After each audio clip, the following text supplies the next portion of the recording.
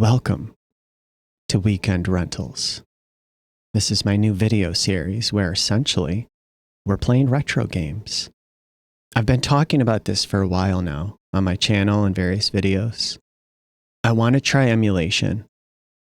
It's something I don't typically do. Like I've emulated in the past, but it's been a long time. Other than like one time I can think of specifically, I played PCFX earlier this year for the first time ever via emulation because I don't have a PCFX and I was curious about it. That's actually what we're going to play today. We're going to check it out. We're going to check out at least one game, Team Innocent. But before we get to that, I was thinking, I want to have retro games. That's what I started with on this channel, was me playing real hardware and software. Right? Like I have the actual consoles, I have the software, I have the cartridges or the CDs. I have a small but decent game collection for various consoles. And I wanted to film it on my CRT, but that just didn't work very well. I don't have the right technology, I don't have the right tools, and I don't have the money to buy all the right tools currently in my life. And it just didn't work as well as I was hoping it would. So we pivoted to playing games on my PC. It worked a lot better. Actually, before we did that, we tried doing direct capture on my PS5 and some other stuff like PS2, Dreamcast, which got banned on YouTube. Like they fucking blocked the video. Like it was too fucking inappropriate for me to play Dreamcast. So I never published that one. But we did some direct capture, and again, I don't have the right tools to do it. But with my PC and my little studio here, I can do direct capture PC games. And it generally works better. Though we've had some fucking problems, especially with Forspoken. I think I'm done with that game. I think I'm done with it forever. I used to think it was one of my favorite games of all time or something. There's parts of it I really like. And playing it on a console, it does work better. Playing it on PC fucking sucks. There's something wrong with that fucking engine, with Luminous Engine on PC. There is something so fucking broken about that game. I spend more time troubleshooting it and fighting it every step of the way than actually playing the game and having a good time. And I can't take it anymore. I can't. It broke me. I'm done. My last video, I'm not even going to upload. It's 2 or 3 hours. I did a part 8 video and I got so fucking angry. I got so disgusted that I shut the video off. I'm not uploading it. It was just constantly breaking and hitching and stuttering and juddering. And then I got to the end of the game and it was so, you could tell they couldn't finish it. They didn't get a chance to finish the game. And it shows, and it ruins the payoff of getting to the end because it feels so half-assed and rushed. It was so unsatisfying, and you can feel oh, they got their budget cut, they got their staff cut, they got their timeline shortened or whatever. They weren't able to finish this, and this sucks. And that combined with the awful performance issues that I was encountering. It broke me. I'm done. I'm not fucking ever playing that game again. Not unless Square Enix does some massive patch and they fix it, which they're never going to do. And before we get into this, I feel like I was noticing some parallels. I'm dude, the same thing happened with Final Fantasy 15. They didn't get a chance to finish it, and it shows, and they had to rush it and cut a bunch of shit out of it. And then Final Fantasy 16, it feels like it's unfinished. There's a ton of content that's lacks polish, or it feels empty and devoid of content. It's this constant repeating cycle that I'm seeing out of Square Enix's fucking products. And that tells me that there's a problem somewhere up above, is my fucking guess. A problem. There's probably more than one. But we're going to move on from that now. And I want to do some retro games. And I thought we'd start with something that I've been talking about for a while. and that's the PCFX. The PCFX is a Japanese-only game console. It's the successor to the PC Engine and the PC Engine Super CD-ROM add-on. It's kind of like the PC Engine and Super CD-ROM are kind of like, you could compare them to the Sega Genesis and the Sega CD. You know, they had this base console that had 2D graphics, like a 16-bit 2D graphics console. It was pretty good for its time. And then they released a CD add-on. It gave it some additional functionality and games on CD with better audio and like full motion video in some cases. And the PC Engine was very similar to that. It was this 2D console that took little cartridges that look more like thick, like fat credit cards. And they're probably some of the coolest fucking games ever made because of the way they look. And some of the games on that console are actually really goddamn good. Like there's some really good games on that. In the United States, and I think in some other territories as well, they rebranded it and called it the TurboGrafx 16. And they changed the way the console looked. It looks different than the PC Engine, but fundamentally it's the same hardware on the inside and it takes the same type of games. And then eventually, I don't know the exact timeline. It doesn't really matter in this conversation. But eventually they released a CD add-on that attached to the main console. And you got CD functionality, bigger games that might have looked better because they had more space. You know, they weren't necessarily like getting a lot more like graphics performance or whatever you want to call it, but they had more space available on the CD, like massively more space. So they could put more assets on there and they could have CD quality audio as well. And it was a pretty big deal. I think that came out actually before the Sega CD. They were like first to market with a CD console or CD add-on. And they were innovative at the time. NEC, I believe it was. And they were innovative and they were pushing technology, kind of cutting edge. And then their following next-gen console was called the PCFX. And that console never left Japan because it didn't sell very well. I'm no expert on it. I'm not a video game historian. I'm not that fucking hardcore. Like, I don't care that much. It's like a hobby that I enjoy. You know, they're like kids' toys at the end of the fucking day. I'm not going to fucking spend my life researching like I'm a scientist. Some fucking kids' toys, like deep history. There's a point for me personally. There's a point where like you've crossed the line now and it's stupid. Grow the fuck up. We can enjoy, we can have fun playing with toys, you know, but at some point you cross the line, you've gone too far, now get the fuck away from me. But we're going to play with some toys today on my channel. And the PCFX, like to get serious again, it gets a lot of hate from what I've seen. It's pretty much unanimously, from my understanding and from what I've seen when I look it up on the internet, it's like unanimously considered like a piece of junk with trash games on it. My controller just disconnected, which means I have to close the whole fucking emulator and fucking open it now. And I'm gonna have to resize all my fucking windows again. We'll complain about that while we're playing the game. God damn it, you piece of shit. Fuck you, dude. What the fuck is next? What the fuck is next? I've spent all day trying to make this work, by the way. I'm at the point now where I'm like, okay, I think we can do it. I think we can do it. I think I finally have this working. And then my controller just disconnected from the computer. And when that happens, it loses synchronization with the fucking emulator. And now I have to like close it and reopen it. And all my settings get fucking reset. Oh my fucking God. Anyway, the PCFX was like the next gen sequel or successor to the PC Engine. And they were trying new things, new technology. And they came out with a set of like really impressive games for the fucking early 90s. And from what I've seen, from what I've personally played via emulation, is that this thing is fucking awesome. People that like 2D games, that's the thing.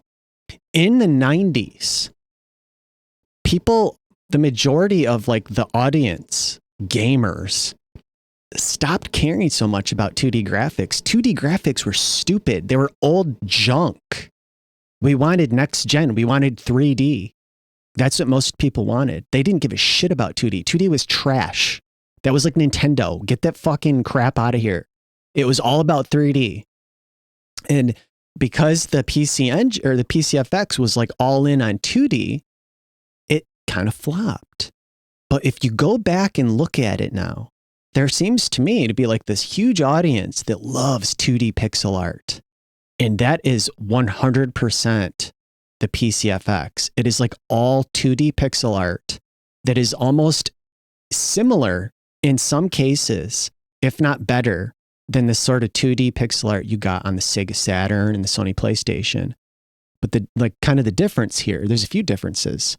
The PlayStation and the Saturn were still primarily going for 3D, whereas the PCFX was like all 2D. And the other thing that it did really well was full motion video. It did it so well, in fact, that it in the early 90s, the thing came out in like early 1994, I believe.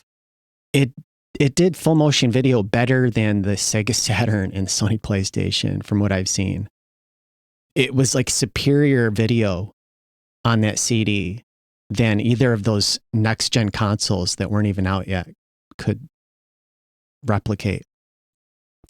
And NEC had this vision for the PCFX where, and part of this is speculation because I'm not a tech expert, I'm not a game developer, but I believe that the hardware was capable of full motion video as like a layer in real time streaming off the disk.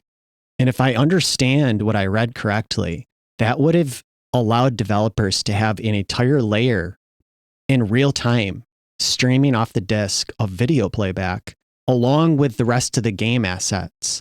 You know, think of something like Final Fantasy. Imagine Final Fantasy VII with its pre-rendered backgrounds. That's something you could have had on the PCFX. That just, it really wasn't, it just wasn't something that had really been conceived of yet. The game we're going to play today actually does have pre-rendered backgrounds. So it gives you a taste of what could have been on this console. Because it was a launch game. Team Innocent was a launch game for the PCFX in early 94. And dude, it's so fucking cool. We're going to check it out here in a minute. I'll stop talking. Well, I'll probably still talk, but I'll be talking in the game.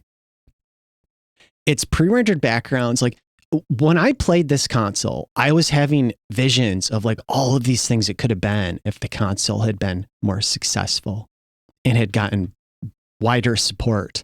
Because the other thing it didn't have was proper support from third parties. It got kind of dumped early on because it just wasn't selling. But you could have had games like Final Fantasy VII or 8 or 9 on this thing with their pre-rendered backgrounds. They might have even looked better than on the PlayStation, honestly. The main difference is you wouldn't have had the 3D character models. But like, think about it, dude. That shit look like shit. Those 3D character models look like garbage. They do not hold up. They look disgusting as fuck. Especially like Final Fantasy VII's 3D character models actually hold up. They have a style. 8s are kind of weird and nasty, and 9 are like fucking repulsive. 9s were always repulsive, but they are extra repulsive now. Like I can't even fucking stomach that game. It's like Chuck E. Cheese characters. It's fucking disgusting. I fucking do not like that game. I tried to replay it last summer and I was getting like sick to my stomach playing it. And some of the characters just look so gross. And then the story was so fucking dumb and cheesy. I'm like, fuck off. And I stopped playing it after about 40 hours. I really tried. But you could have had games like that on here, but instead of the 3D character models, they would have been 2D character sprites. but the PCFX was actually capable of impressive 2D, and it had sprite scaling, which we'll see in Team Innocent, but it's going to be like it's a launch game, right? It was kind of like a proof of concept. I feel like I'm like too close to this. You could almost imagine, like if they had matured the technology and there was like a sequel to Team Innocent or other games that started using those styles. I feel like this thing could have been amazing.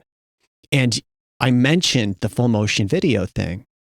Imagine games like Final Fantasy VII, but where you don't always have the pre-rendered backgrounds, where sometimes it's literally full motion video that you're walking over.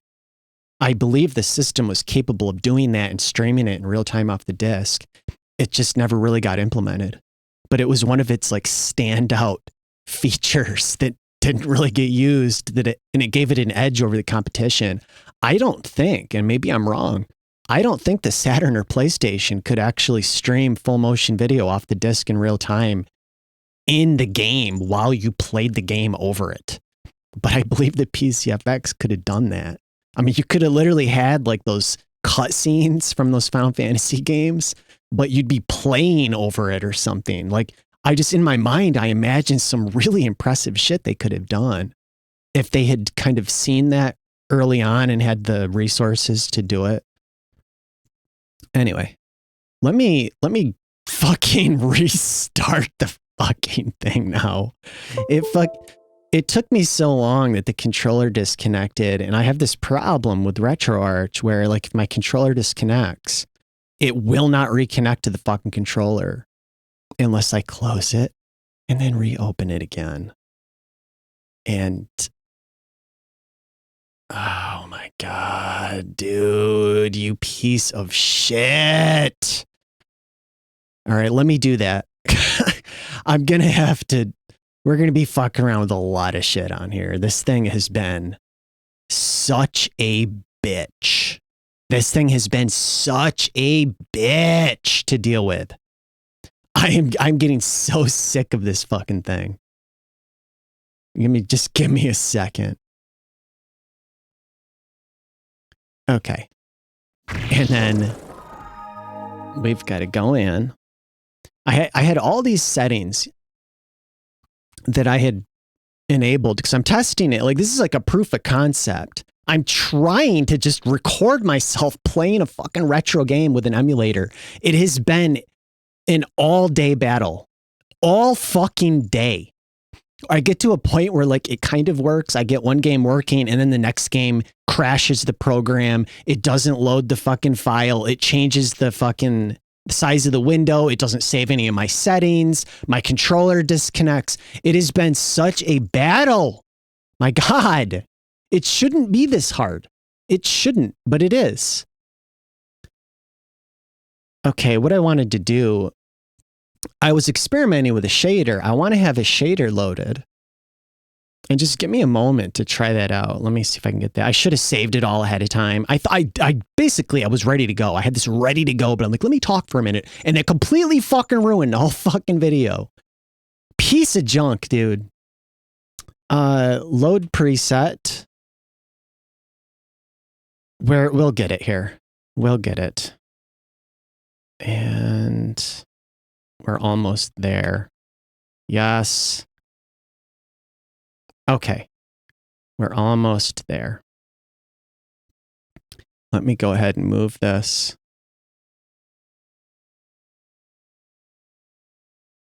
Okay. And let me change my camera. And scene. Oh God, it's all fucking, we'll get it in real time here. This fucking piece of junk, dude. Move this up. I think that's where I want it, is like right there is where I wanted it. I have this shader that makes it look kind of like an old CRT. And I like how this shader looks with this game. I really like how I tried some different shaders to give, like, to emulate an actual CRT. And currently, I really like this one. I forget the name of it now. The name's off the screen. I think it was called New Pixie CRT or something. Okay, is it working now?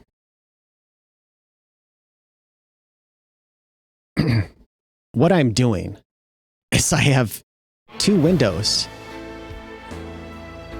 Let's watch this first. The game is actually in English when you're playing it, but the like anime sections here are still in Japanese. But it's cool. Let's watch this and then I'll talk about it.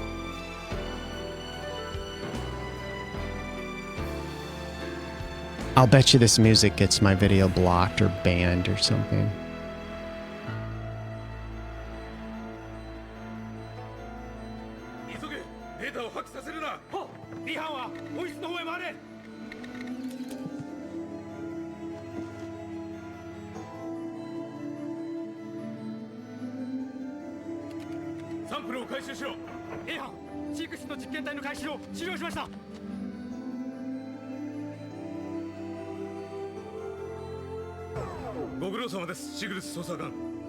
Guy's tall as fuck. He had to duck down through the door.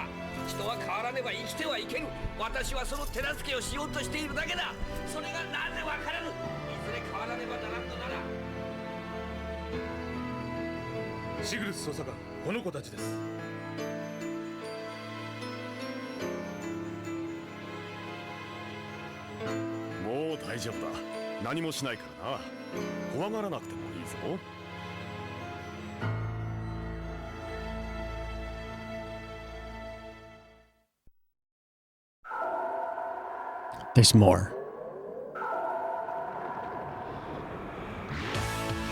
It kind of reminds me of Evangelion. This came out before Evangelion. And I mentioned this in one of my videos. I feel like Hideaki Anno, is that his name? Hideaki Anno? I feel like he pre-ordered a PCFX. He got it on day one with this game. And it inspired him. And he incorporated those ideas he got into Evangelion. And I'm kind of serious. I kind of feel like that happened.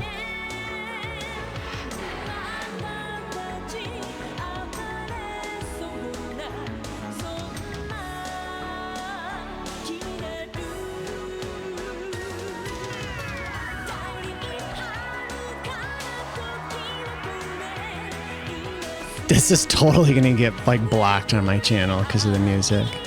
I can't fucking it. Damn it. But I wanted to be able to see this, right? Like I want to be able to show it.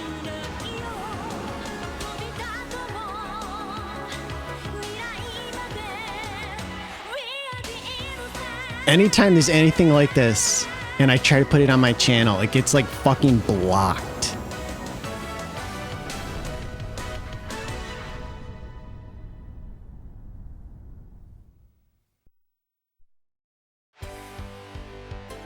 Okay.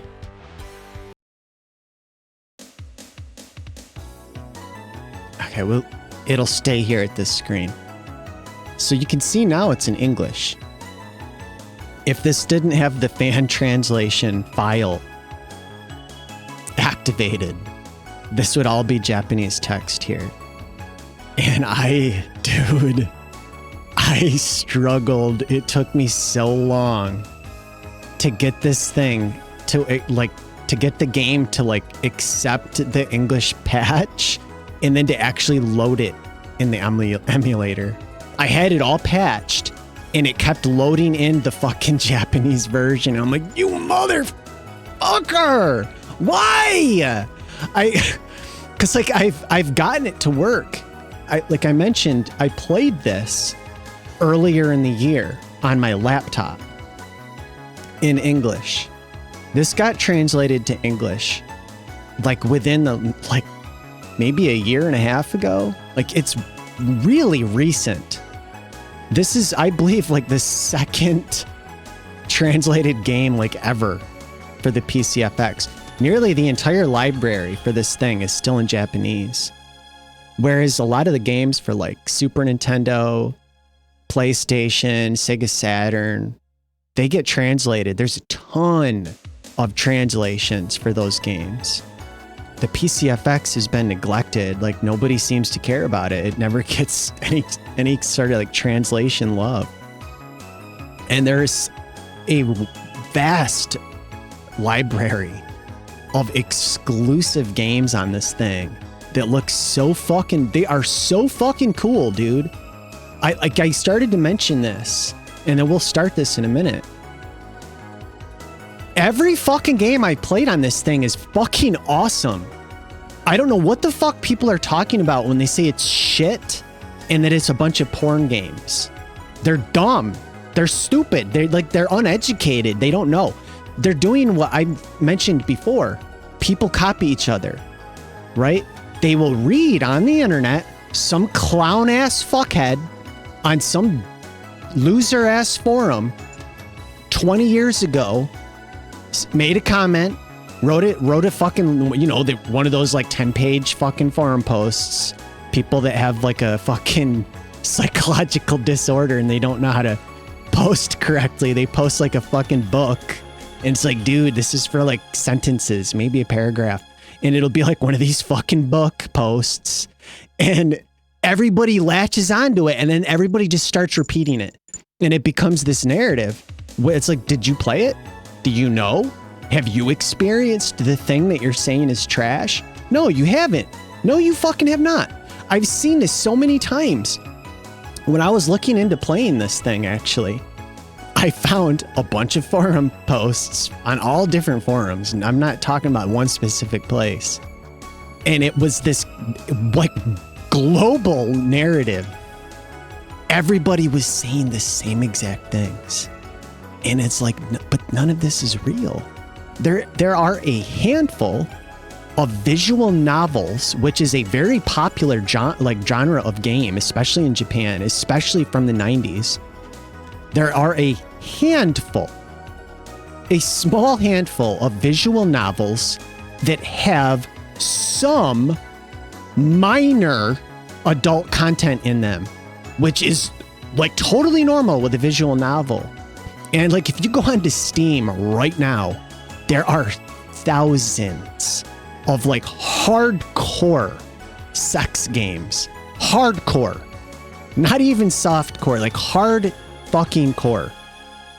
All uncensored, raw. And it's a whole fucking category of that on Steam right now. And I don't see people saying like, Steam is garbage, oh my God. But like, there was like a small handful of visual novels that had some minor adult content, like maybe a scene or two of like topless, like a character that was topless or something, you know what I mean? That kind of thing. And this console got this, like it got branded as a pornography system by morons that never played it. There are games like this one, and then we'll get to it in a second. But there's games like this that are, it's kind of like a survival horror. And like survival horror adventure game that is also maybe just slightly in like psychological horror. And it's got like pre-rendered backgrounds. It's kind of like those old school PC games where like you kind of click on things in the environment to look for items and clues and keys and that sort of thing to get through like a door and progress in the story. But you're moving around a character and you're examining the environment with the character. And there's a small amount of minor combat sometimes the combat sucks because it's not really a game designed for combat. So when they make you do it, it's shitty. But it's kind of like a prototype for games like Resident Evil or Parasite Eve, but also more like a PC adventure game. And then you've got games that are like full-ass like RPGs, like good RPGs. The kind of thing you would have seen on like Sega CD, maybe even some of the early PlayStation stuff, like all 2D pixel art. But some of it has like really unique elements that I've never seen in any other game or for any other console. And then you've got like there's strategy tactics RPGs. There's, like I said, there's visual novels. And then there's like weird like simulation games where it's like simulating like a city or a town, but it's also kind of like an RPG. There's a wide variety of stuff on here. And like I was saying, it's mostly all 2D pixel art. Anyway, we can talk about it more. I'm not an expert. I haven't played that many of them. It's just that what I've played, like every time I'm like really surprised and impressed by it. Let me load this. This is going to be the very first mission. I'm realizing now, like I've talked for 30 minutes, but I wanted, like, I feel like it's important to talk about it a little bit because this system has gotten so much negativity over the years and I don't understand it. I see consoles like the 3DO. People talk about it like with rose-tinted glasses, like it's amazing. And it's like, dude, that thing sucks. The 3DO sucks, dude. Come on. It's a piece of junk.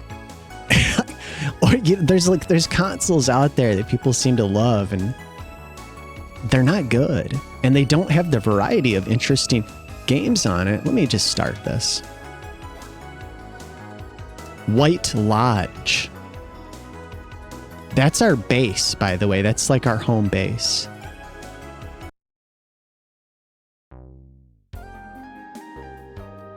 And I like the music. Like, I will sometimes just sit here and listen to this tune. It's cool. One of the things I noticed, though, is when you're playing the game, it doesn't sound as good as this. It's rendering the audio in a different way in the game. And it doesn't have this same like stereo depth and fidelity. But there's still some good tunes.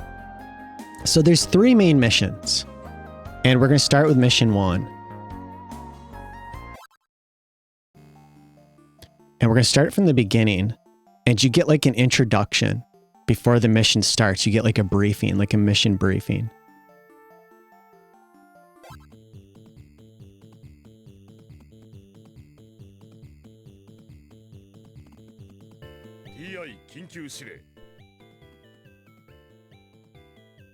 Emergency orders for Team Innocent.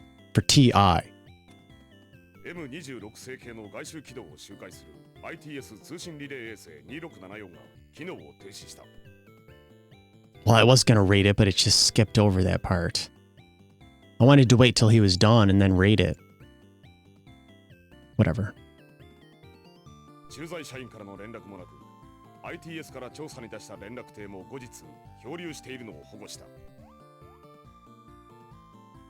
保護した GCPO 護衛艦の報告によれば、調査員は正気を失っていたそうだ。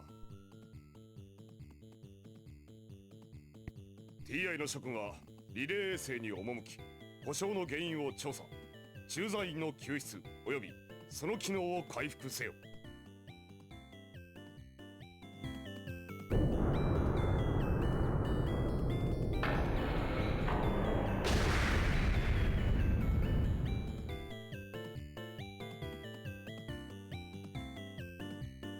So there's our objectives. Investigate the satellite, locate and assist crew, and examine and repair damage.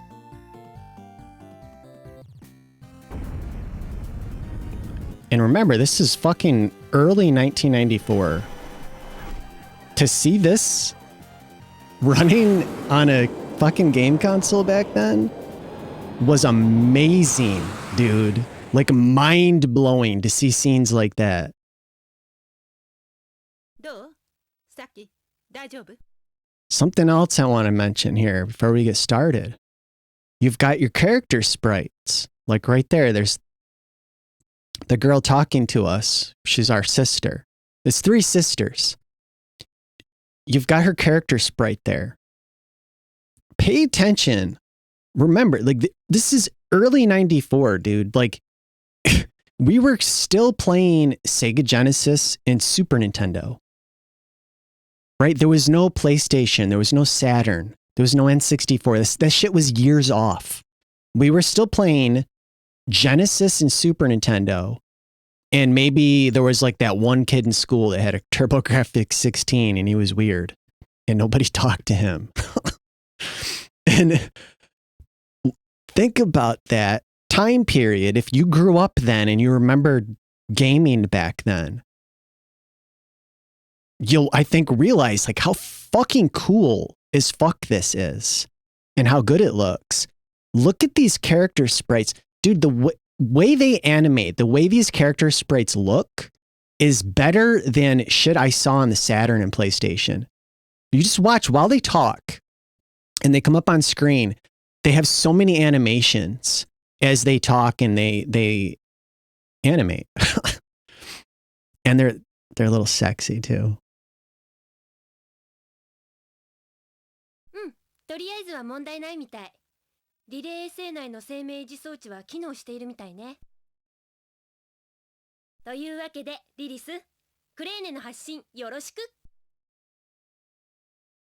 Lilith. It sounds really close to Lilith. Like from Evangelion. I swear to God, I feel like he got a bunch of inspiration playing this and even designed characters after these characters. 了解。あなたがちゃんとお仕事してるか、クレーネで見ててあげるわ。ありがとう。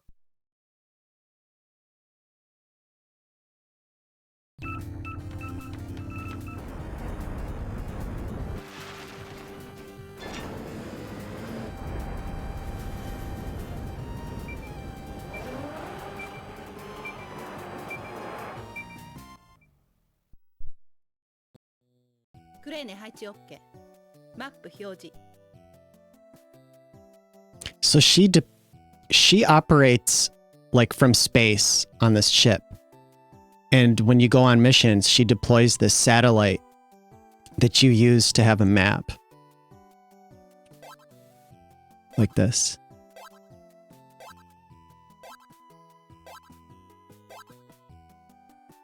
今回の任務は駐在員の救助および ITS の故障箇所の確認とその修理。はいはい。これが問題の駐在員、ゴールド・ライスフィールド。Be on the lookout for this man. Good Reichfield. What kind of name is that? Anytime I see like Japanese people thinking like they understand like American names, it's funny as hell. Gold Rice Field. Good Rice Field. さっきあ、エリアル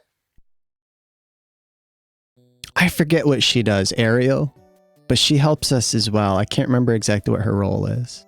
とにかく最上階のメインコンピュータ室に向かって。 Head to the main computer room on the top floor. あとはデータを転送してくれればこっちで故障箇所を分析するから。 Okay, so like she analyzes data. She's the computer person, I guess.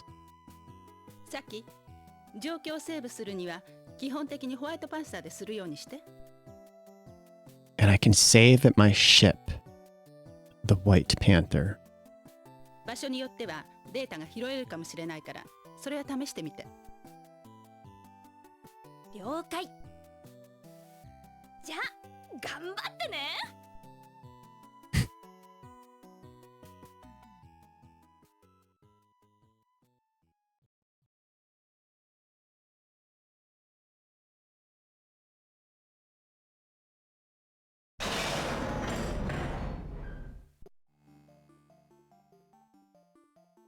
さっき言い忘れてたけど、衛星内に正体不明の生命反応多数。気をつけるようにね。Great. 了解。数を正確に教えましょうか。遠慮しておく。ネズミか何かでしょ。はあ、大丈夫大丈夫。簡単に言ってくれるわね。ネズミだって数が揃えば。大丈夫よ。ミケタはいないから。You see what I mean? Like these sprites are like fully animated. Like they're talking, they're moving, they're turning, making like poses and stuff. You didn't see that shit in pretty much any other game. You would get a character sprite on screen, and maybe occasionally they would change like their appearance to indicate an emotion. But these are like fucking animated. And they get more animated as we play the game. そういう問題じゃない。Like, look at that.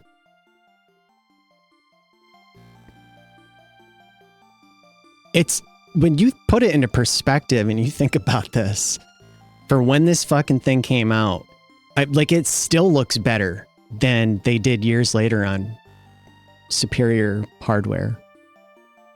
Okay, so now we can move around. And it has what they call tank controls. You turn around and then you walk in a direction. And then the scenery changes. And you've got this scaling sprite for a character. Because like I said, they didn't have 3D graphics available to them. This thing didn't have like 3D accelerator hardware. I believe there is one single game that I have not played actually, but it looks cool as hell. I just haven't played it. There's like a first-person dungeon crawler that I think is all in 3D, but I want to say I was reading that it's like software-based 3D rendering. We've got this panel over here. And if I'm not mistaken, you can interact with this and it opens an airlock and kills you and ends the game. You can get game overs in this by making a mistake like that. I believe it if I press the button on that thing, it opens up this. I think it's this. Enter. Oh, no, wait. This is the storeroom. Yeah, let's enter this. Most of the game is just you walking around in places like this, all alone. It feels a little unsettling.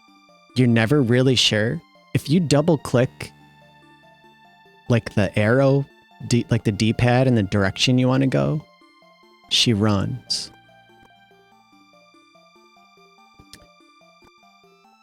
But you're just walking around and exploring. You see, you get a lot of different camera angles changing. Oops, wrong button. So there's like an attack button. And she kicks. There's the search button. Okay. So you can search and find items. Pick it up. Yeah. And then, what is it? Status. And you can see I have items. And I can equip. Right now I have this thing called EM knife. And I can equip a needle gun, which I believe has 2 bullets. Next to weapon power, it says 2. I could be wrong, but I think that might mean it has 2 bullets. And then under EM knife, the weapon power shows in like an infinity symbol, which I'm assuming means you can use it indefinitely. Whoops. And then that's the machine oil, and we have 1. Maybe that doesn't say weapon power. I don't know what the fuck that means. WP? I think it says WP. Maybe I'm wrong. And then you can see on the right, you can see her name's Saki. I have SP points, like skill points, HP, and then it shows what action I have assigned, which is a kick. And then the knife is equipped. But you can change that if I do this and I go to action, I can change what action I have to punch or shoot. And later in the game, you can choose jump. I'm just going to leave it at kick for now.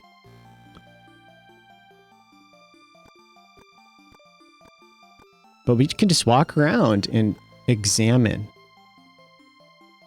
You never know. You're like, oh shit, there's something. Like, I know I missed a bunch of shit when I played this game about 6 months ago. It was about 6 months ago I played it on my laptop. I just found an ice axe. Like, when I finished the game, it said, like, all this shit I missed. Like, it showed completion for various things. And, like, I missed a ton of shit. Ice axe. Pick it up? Yeah. So what I can do is I can go in here. I can go to status. And then I can go to the axe. And it's just like the knife. It has, like, infinite use. And now I've equipped it. And I imagine the ice axe is a little more powerful.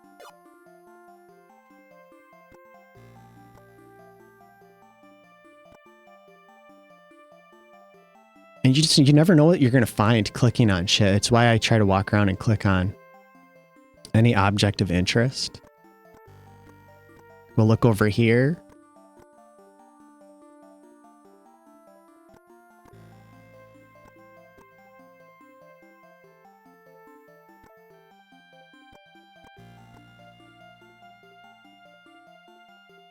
But this is the kind of game, if you like an old school PC adventure kind of game. Kind of like a point and click adventure. It's similar. But you're clicking on things with the character rather than a mouse. And you've got these cool fucking pre-rendered backgrounds. Like, this was early days, dude. Like, nobody else was doing this kind of thing. Not that I saw that. There was probably a handful of PC games that were doing things kind of like this. I didn't have any of that stuff. I didn't have a PC growing up. I didn't play games like that. For a game console, this was pretty fucking cool. Oh no. Okay, is he just up there? So there's these, like, aliens on this space station. And every once in a while, I believe, you'll have to fight them. But sometimes you just see them and it kind of, like, frightens you. You're like, well, fuck. Like, is he going to drop down on my head? Like... And you're just kind of exploring. Trying to figure out, like, what do I do? What do I click on? What do I have to find? Take the elevator to O1? Or take elevator O1? Okay, so I think we're on the first floor. We'll go to B1.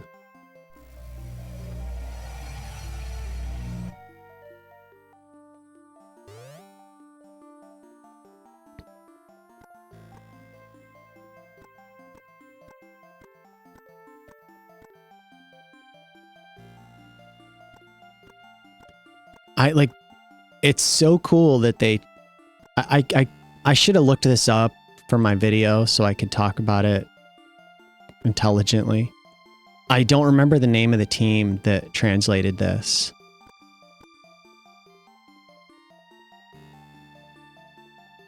Enter Storeroom 01.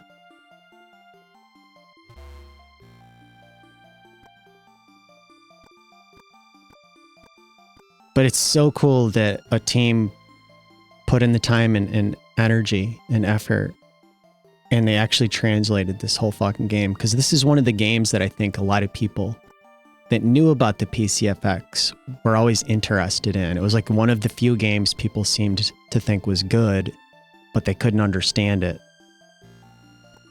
if they didn't speak Japanese, you know? And it's cool as hell, dude. I really like it.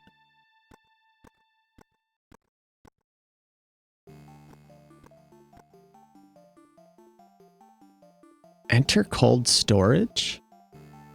I want to look around in here a little more.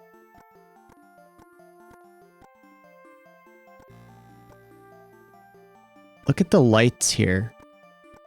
And they're really, there's a style to this kind of early pre-rendered CGI, you know? Like it reminds me of the 90s.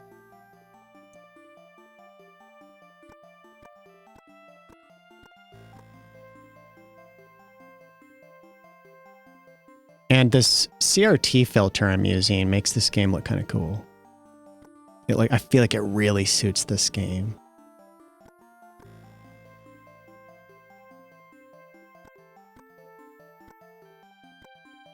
The hell am I stuck on? All right, let's go in here. And like many of the areas have a unique look to them.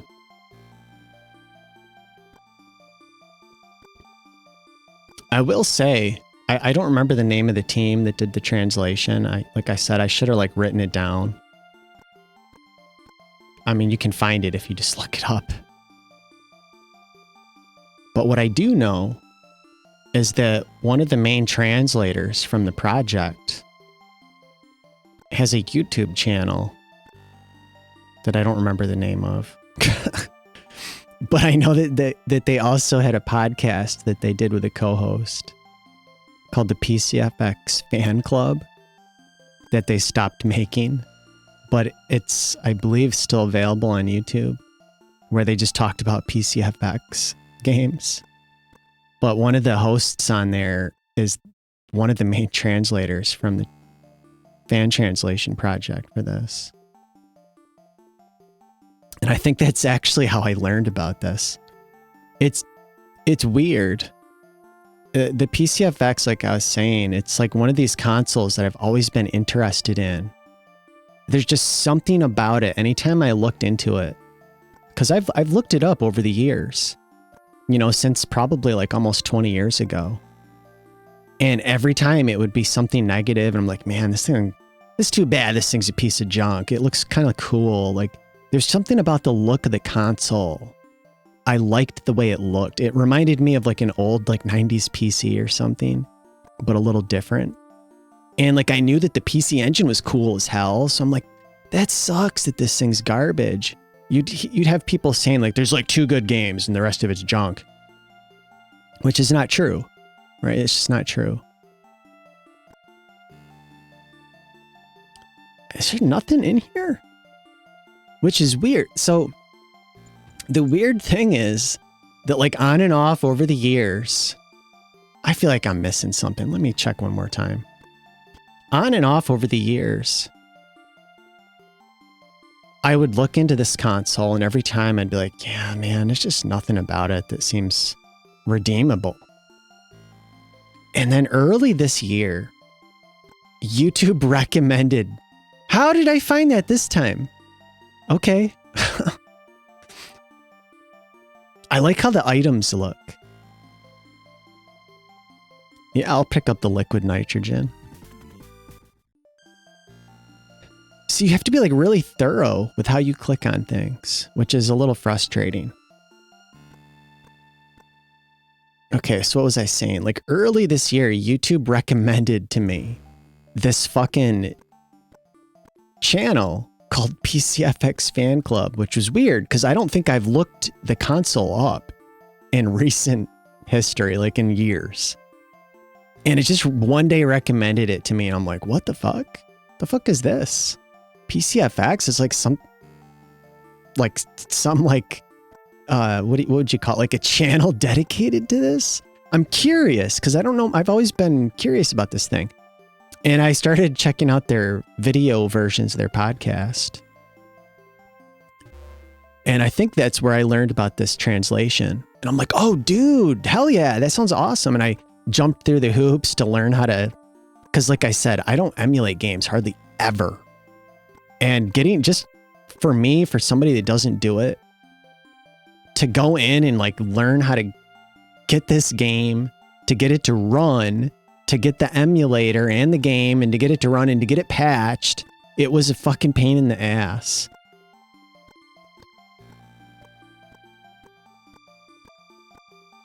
Okay, which way did I come from? Enter the main power room.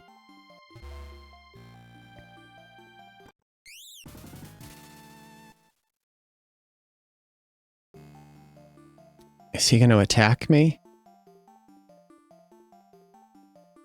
See, like, that sort of thing will happen, and then you're kind of on edge. Because you're like, okay, there's a fucking alien in here, and I don't know what to do. I don't know how to fight. I don't know, like, is he going to jump on my head? It makes it kind of tense. It adds tension. Especially when you put it into the context of, like, this, when this came out. You know, you have to remember, like, Resident Evil didn't exist when this came out. Games like that did not exist. Like, the closest thing you had, the only game that comes to my mind that would have been even somewhat similar to this, that was possibly out by this time, was Alone in the Dark on PC. Like, that was like the only game like that, maybe. But this is different than that. This has a lot more story going on, more characters, character development. It's got all the anime cutscenes. It's quite a bit different than something like Alone in the Dark is more like survival horror with really bad 3D graphics. The character model for your main character in that game is so bad. But for an early PC game, I mean, it's impressive. Okay, I'm not sure what I do in here.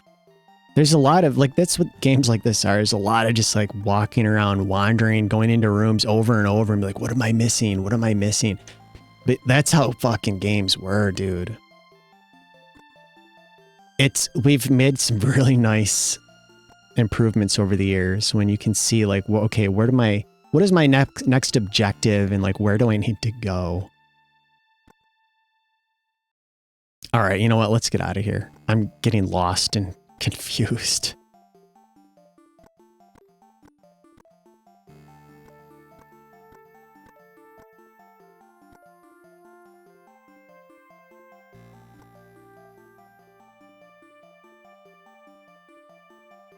You can look at a map. Let me see. How do I do that? System, map, current. So I can see where I am. And I think the map will show you if I go to life. Okay, so it's showing me that there's life in that room. And you can see I came in, I think, on EL1. And then we checked that room that had the cold storage room. And then we just checked that power room where we saw that life form. And now let's go up to EL2.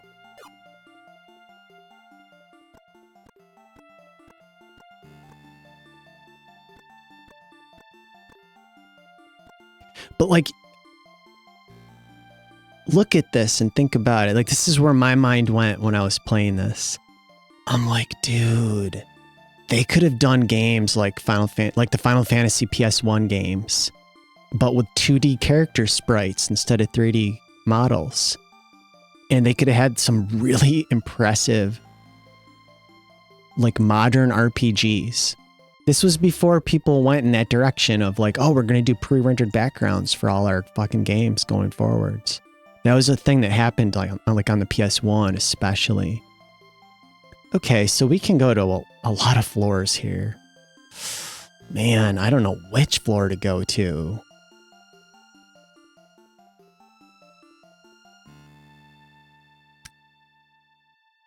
I guess we'll start with B2.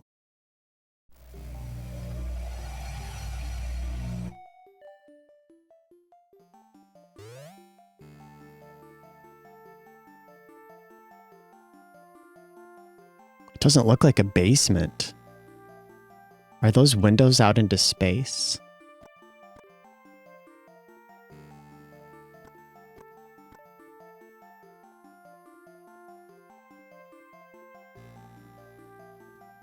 Electro tuner was found.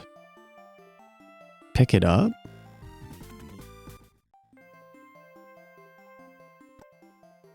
What is that? Is that like someone's clothes?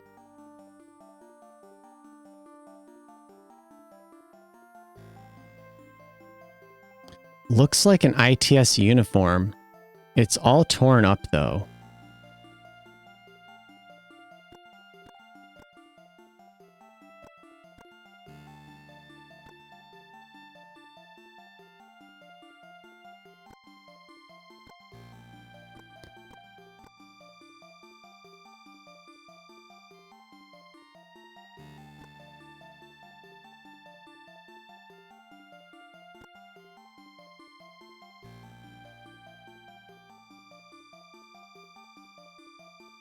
Is there blood on that table?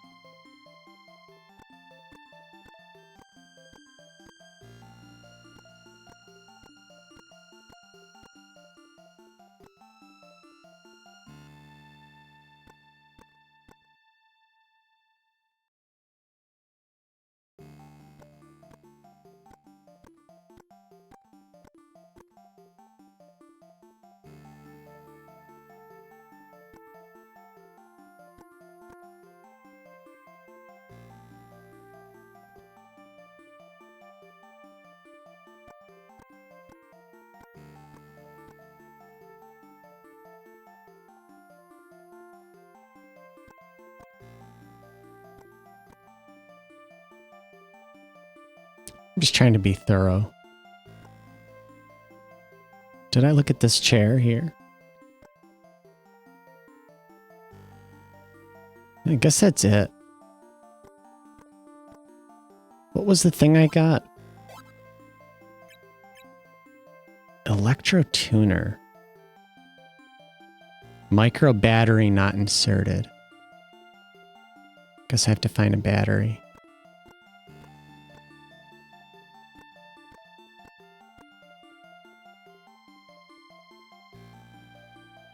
Call the elevator. さっきエレベーターから離れることを勧めるわ。なんで？エレベーターの中に生命反応。人間じゃないわ。Shit. Fuck. Oh no, I'm stuck. I'm stuck.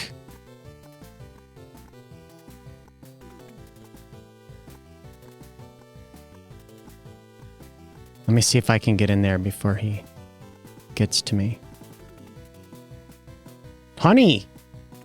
Damn it!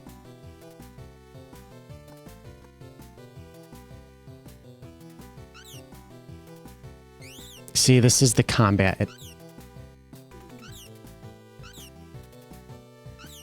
It's not very good.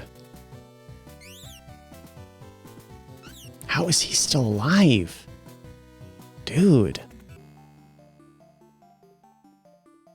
I thought I might die there. Okay, I still have decent health. I'm down to 10. Would I have like 16?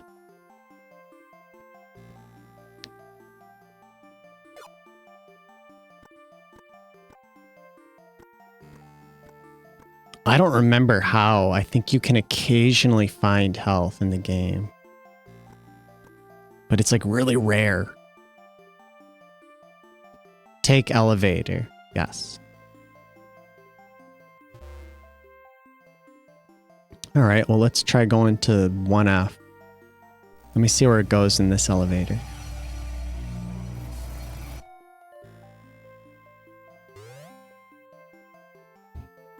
Okay, this is a completely different area.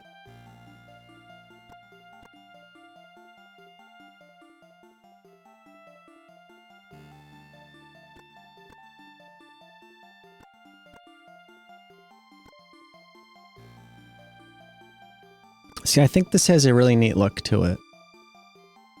Ooh. Heat gun found. See, you can find shit all over the place.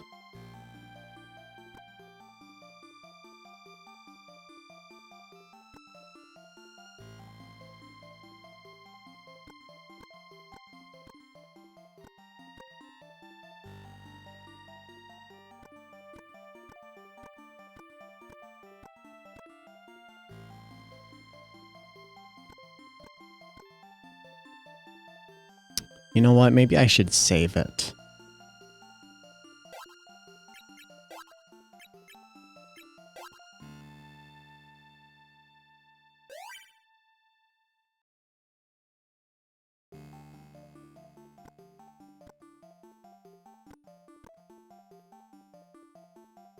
Enter the decompression chamber? Am I gonna die? Does it have to be decompressed first? Okay, currently in vacuum state. Increase pressure? Yes.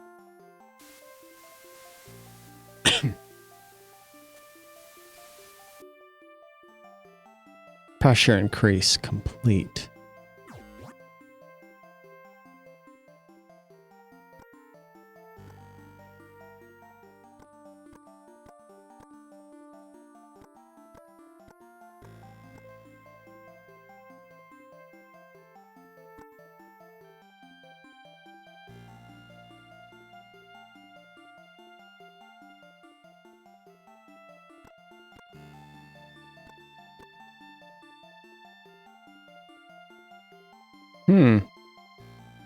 Climatic pressure control.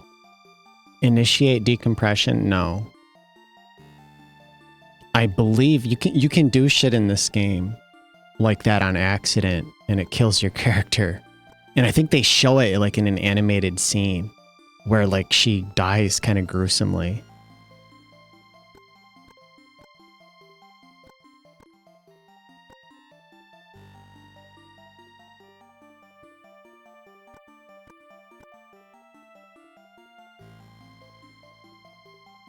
Handy cooler. I'll pick that up.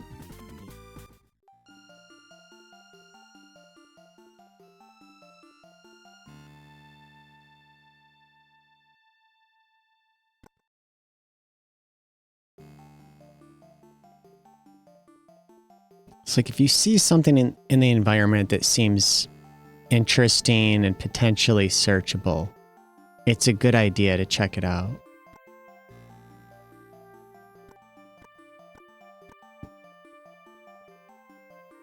Okay, was there anything else in here? Let's check the map.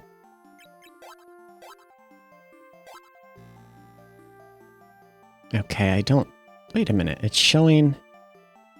It looks like a door in front of me, though. That looks like a door, doesn't it? Maybe not.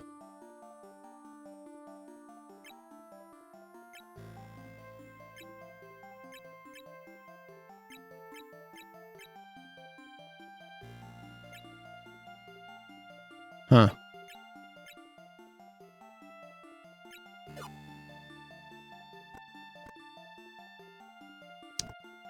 I think that is a door, but I feel like if I turn on decompression, Am I wrong? Hold on, let me try again.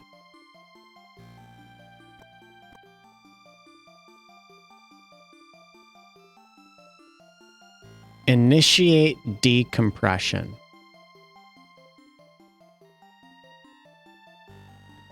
I'm confused if that means like in this room or in the next room.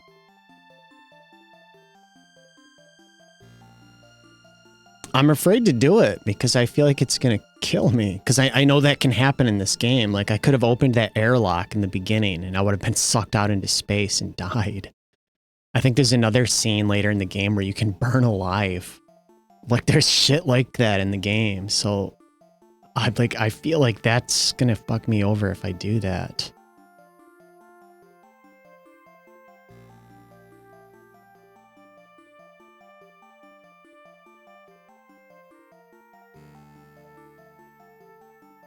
I don't know. Hold on. Let me look again at the map.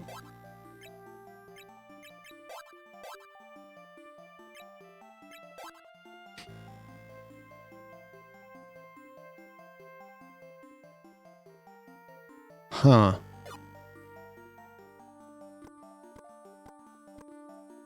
Where's the door I came from?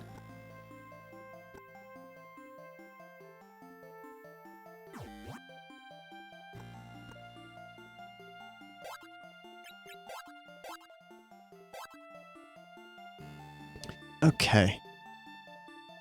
I don't see anything beyond this wall. Like if I'm in that other room and I go through that door, is that just going into space? That's what I'm thinking that might mean. Because I don't see like another room behind that. We'll stay away from it. Let's go back in the elevator.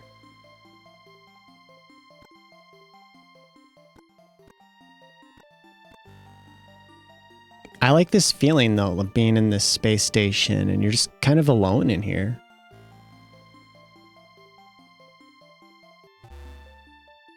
There's, you know, there's that sense of uncertainty, a little bit of stress and fear because you don't know like where are the enemies? When might I encounter an enemy? But overall, it's not too bad, right? This is mostly just empty, kind of unsettling, not a lot going on. This area here looks cool.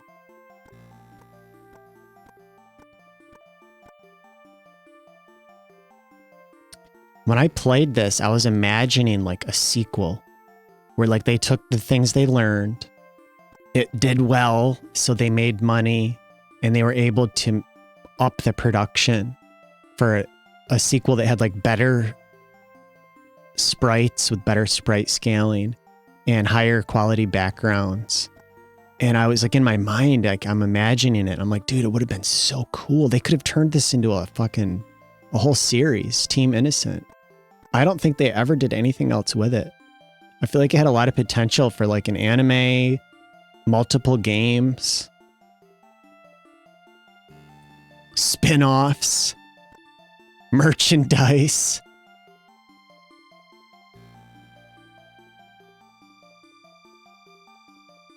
I think what we got was Evangelion, like I said. I think Hideaki Anno played this. He fucking bought this thing day one. He played it. And he was so inspired. He was so into this fucking game that it gave him ideas for Evangelion. That's what I think.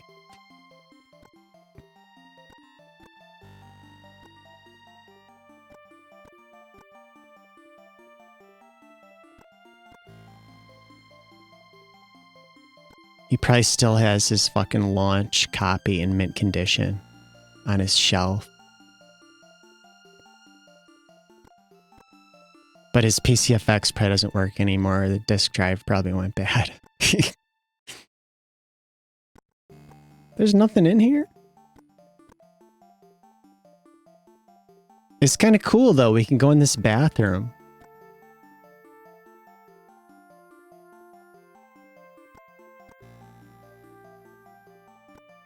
I like games like this. It's not too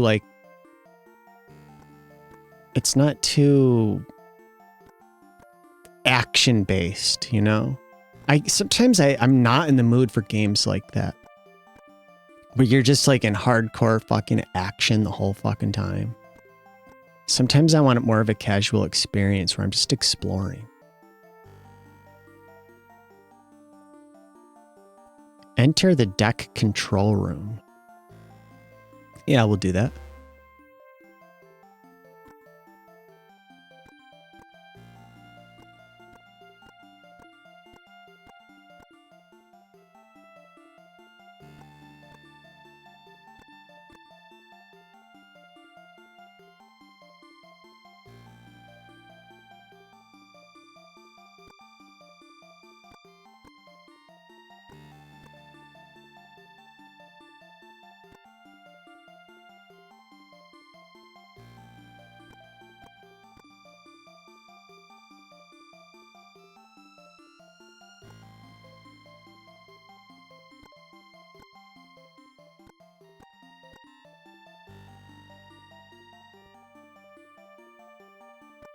I was testing out multiple games and consoles today via emulation because like I said, I want to have like different variety, like a different variety of content on my channel. And with retro games specifically, I'm not always going to want to play like through a whole fucking game. Like with Silent Hill 2 on PC, I played through the whole thing. I'm not going to do that with every one of these. And that's why I like the idea I came up with weekend rentals. You know, I mentioned it already, but like you'd go as a child, as a kid in the 80s and in the 90s too, you'd go to the rental store and, you know, if you were lucky, your parents would allow you to rent a game and you'd get that game for like the weekend. You'd have it for maybe 2 days and you wouldn't know what it was half the time. Most of the time, you didn't really know what you were getting. There was no fucking like going on the internet and looking up a fucking review or something. If you had access to it, you might look in a magazine, but the magazine you had might not have that game in it.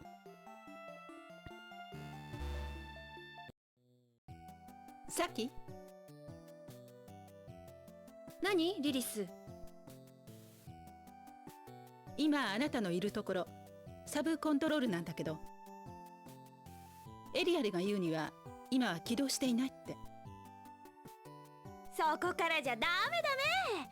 最上階のメインコンピューター室。よろしくね、サキ。Okay, I have to go to the top floor. 気楽ね。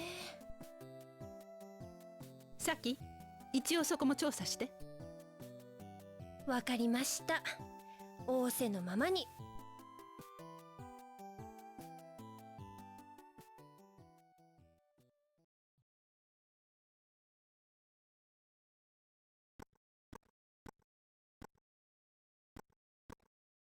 Okay. Anyway. Oh, here's an item.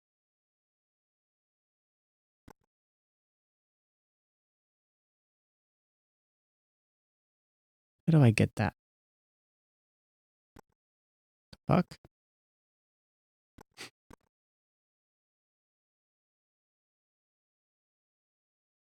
Red key was found. That thing looks fucking cool. It's like this, I don't know, it looks almost like a crystal or a piece of candy or something.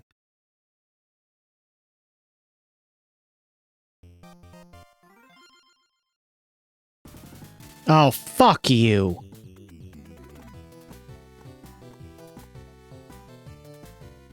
Open it.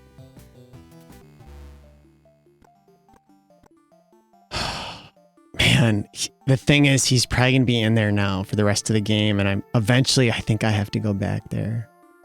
At least I got out. Let me keep looking in here too. Did I look here?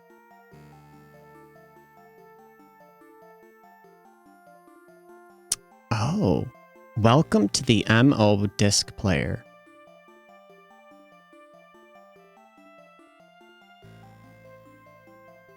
That's cool. See, like that disc icon looks almost like it has a caddy around it. That's what discs are supposed to have. FYI. Okay, so I need a blue key.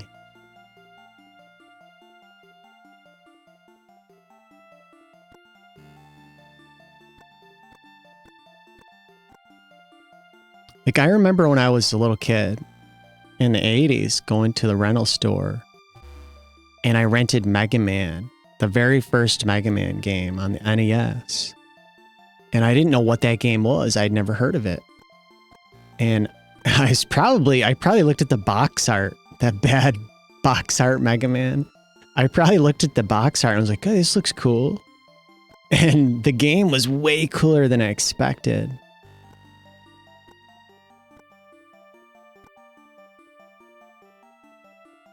But oftentimes when we'd go back to the rental store, that game would be gone. Someone else would be renting it. That's what happened with Super Mario Brothers 2. They never had that fucking game. I never got to rent it. It was never available to rent.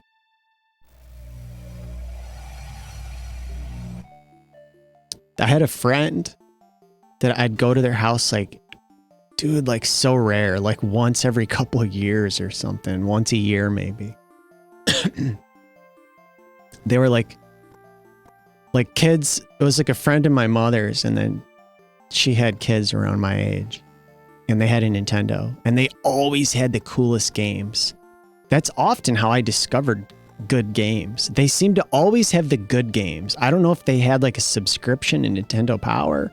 I don't know how they knew what games to get. They always had the coolest games. Like anytime I went to their house, they would have like Mega Man 2, Super Mario Brothers 2, Contra. They had the coolest Bubble Bobble. They always had cool ass shit.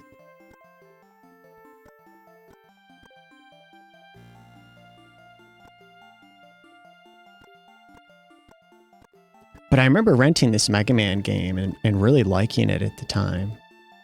But it was hard as fuck. I sucked at it. Look at this room. What is this? This looks cool as hell.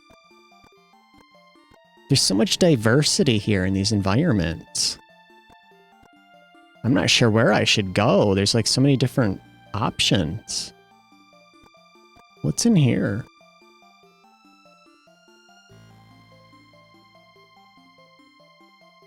Okay, I need a card. I don't think I have it, you know. ITS カードってどこにあるのかしらね。自分で考えたらどうなのさっき？ ITS 通信部のキーなんだから ITS 制御室。 It's like not only are these character sprites, these little portraits, well animated, they're also semi-transparent. はいはい、急いで急いで。 And fully voiced.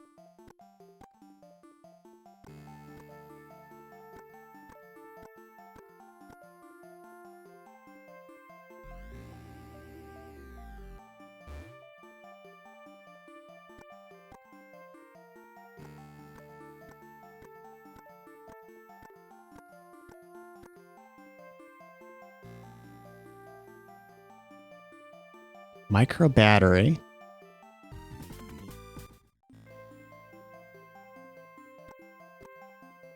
And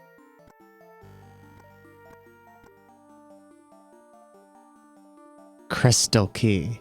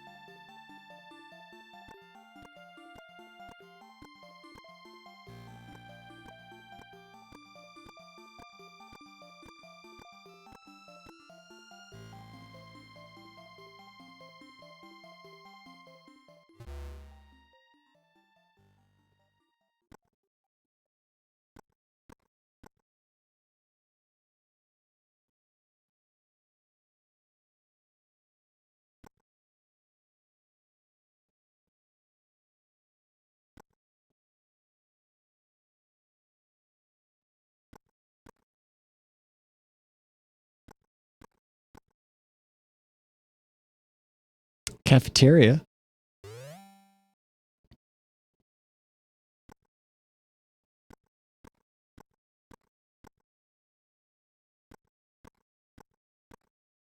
I think I remember there's like a scene in here. I think there's like an optional scene in here that you can discover.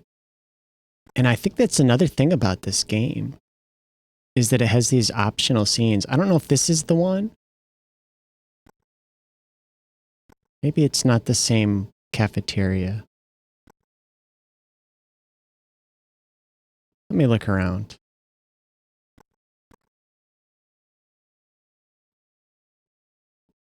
Okay, we found a lighter. And cigarettes. I think you can smoke. Like, I don't think she's ever smoked before. And you can experiment with smoking in here. I think I might be wrong. I feel like you can only do it in this cafeteria in this one part of the game. And you have to do it. It's like an optional thing. Let me try it right now. I just stumbled upon this the first time I played this.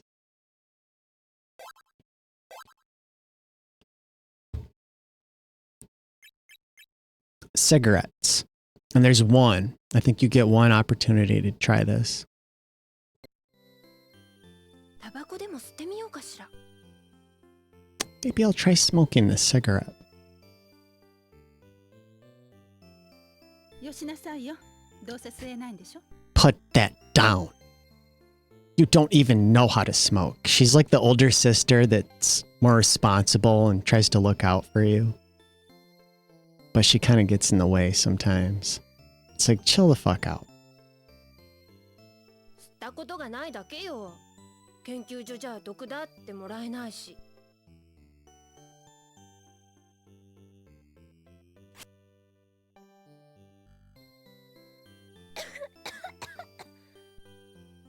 Look how animated that all was. And it's all unique for this one scene. I don't think that ever happens again. 気が済んだらお仕事して。 Are you satisfied? Now please get back to work. That's fucking cool as hell. It was kind of cute. She's like,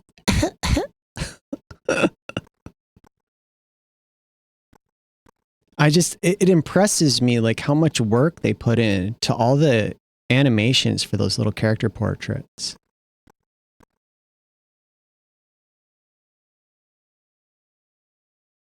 That looks like something out of a horror movie.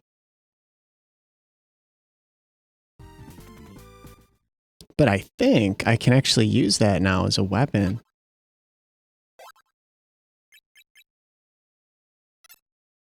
It's one of these optional items. You can pick it up. And now I've got it.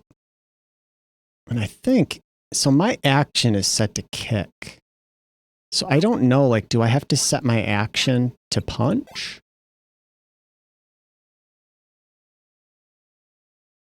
And it's like, you don't see her using the knife, but I think maybe technically she's attacking with that knife's, like, hit points or attack power.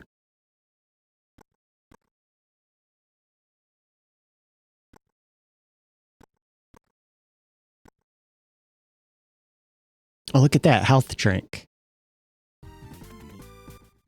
See, like every once in a while, you'll find a health item, but they're rare. And like, you don't auto heal. So like, you get fucked up in a battle and like, you're kind of screwed unless you find something like that. The only time I believe your character will heal automatically is after you complete the entire mission.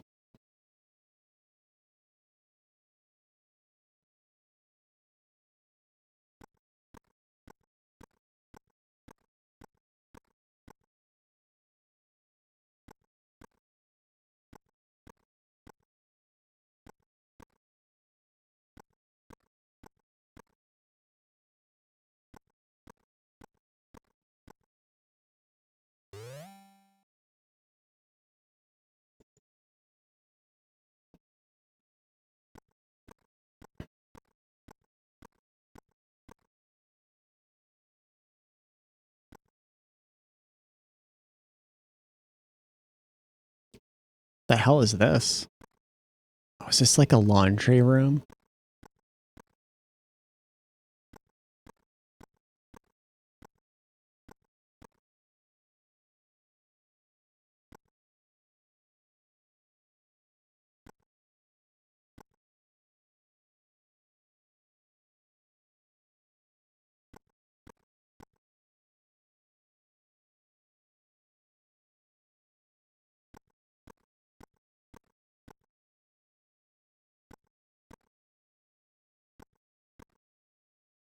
Wow, look at this fucking... I think it's a shower room.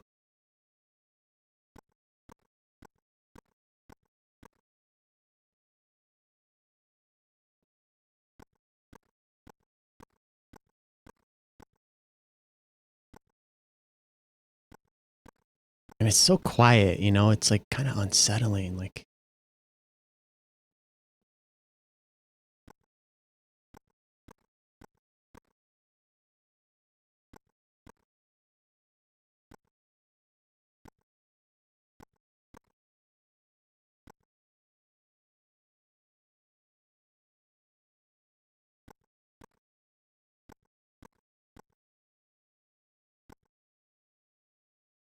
Oops.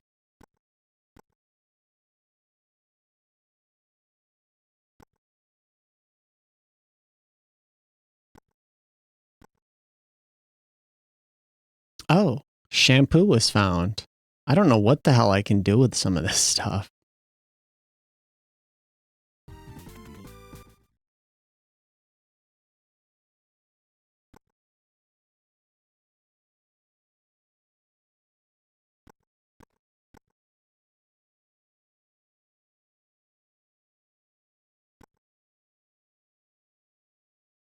Oh, wow. Another health drink. Holy shit.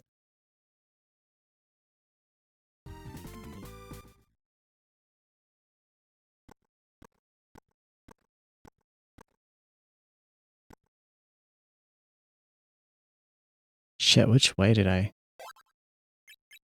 come from?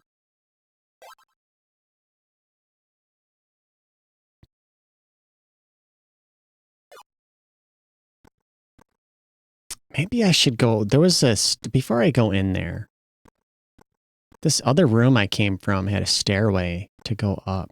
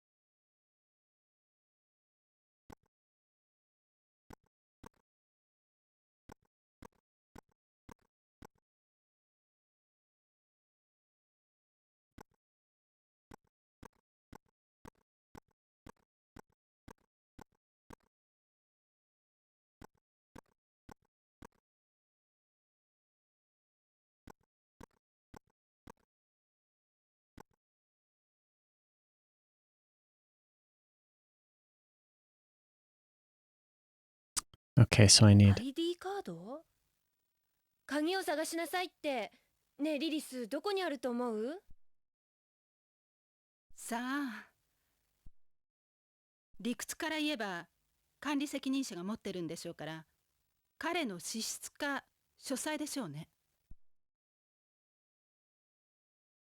They give me some clues.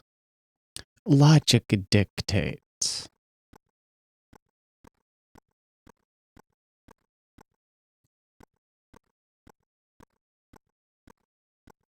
I'm surprised we didn't get like a port of Myst on this thing.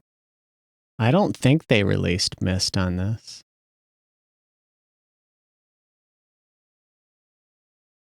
You know what though? I think there is one of those point and click PC games from the early 90s. Zork or Return to Zork or something like that. I think that did get released on this thing.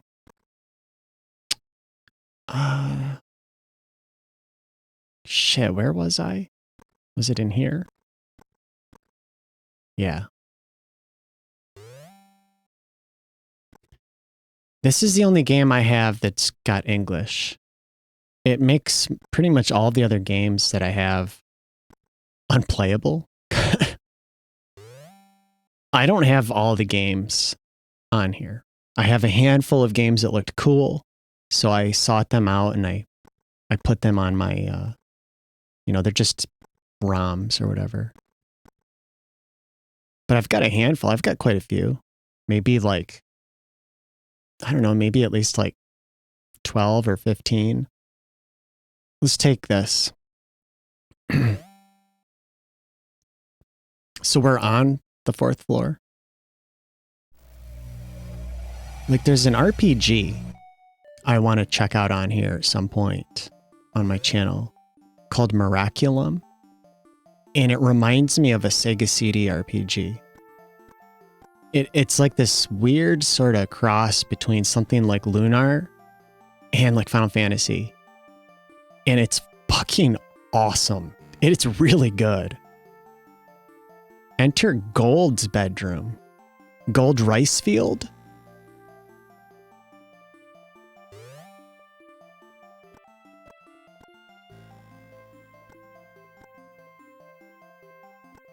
That's a really empty room, dude. It's like a Klingon bed. Except it has a mattress on it. Klingons just sleep on like a sheet of metal. A fucking sheet of steel.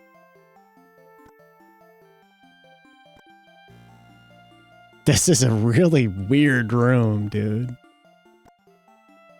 He's got this one little stool, and it's like, you're just gonna sit there, motherfucker. And then this barren-ass empty bed. This is weird looking. Imagine being put up in this room. Man, it'd be so uncomfortable. Health drink.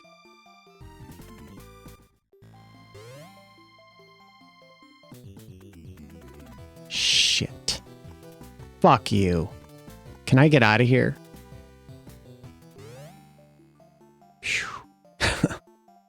Thank God. I didn't want to have to burn up all my health fighting that piece of shit.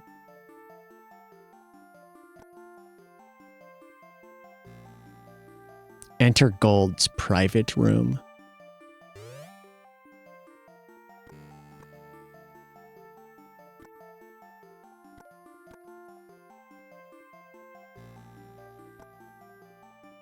Gold's note was found.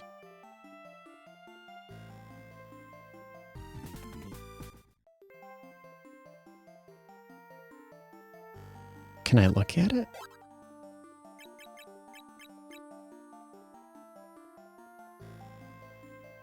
Heap characteristics.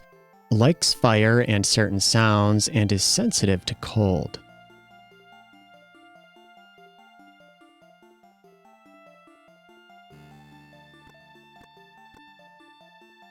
What is that? What am I looking at? Is that some kind of table?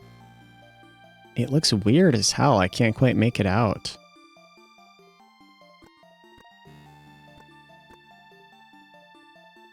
Ooh, ID card.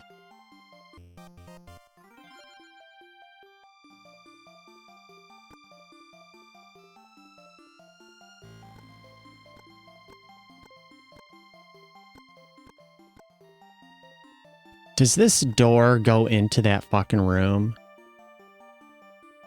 that monster was in? Or no? No, that's his study. Let's go in there.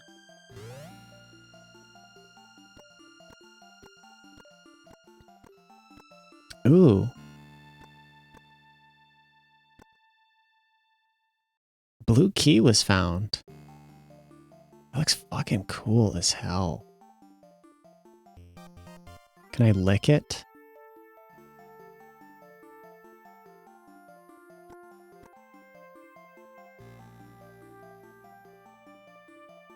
Oh.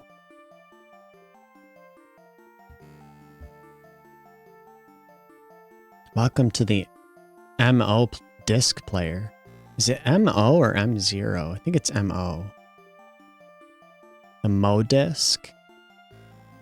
Maybe it means like magnetic optical or something. Magneto-optical. I don't know. It's kind of like two different technologies, but maybe. Insert the blue key. Booting up.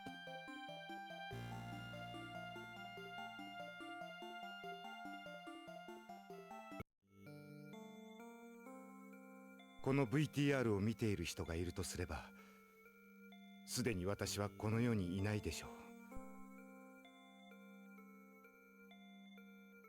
この VTR を見ている人に私の罪を告白します。そしてこのリレー衛星内に起こっている事態を何とかして解決してください。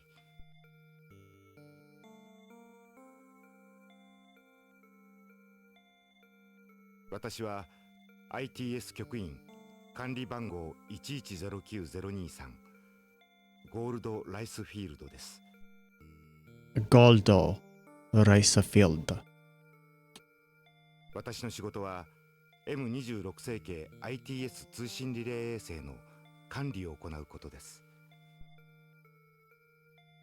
通常私はこのリレー衛星を含め26個の通信リレー衛星を巡回し調整しています。各衛星に3日から5日の間とどまり、次の衛星へ移動していきます。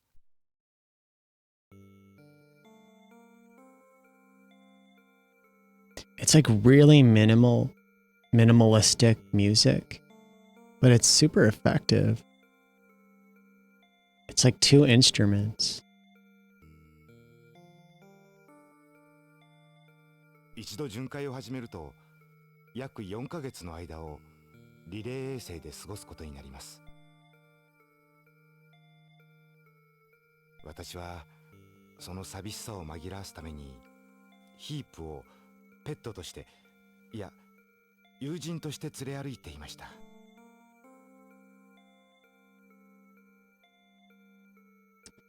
I think that's the heap, I think is what those creatures are that we encounter.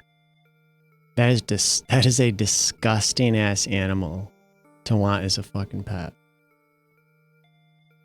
それがこの衛星で私の不注意から友人ヒープのチロを死なせてしまったのです。私は彼を宇宙に葬るとともに新しい友人を求めました。偶然にも近くを航行していたラッドモールという人物からヒープの子を分けてもらったのです。By someone called Rad Mole.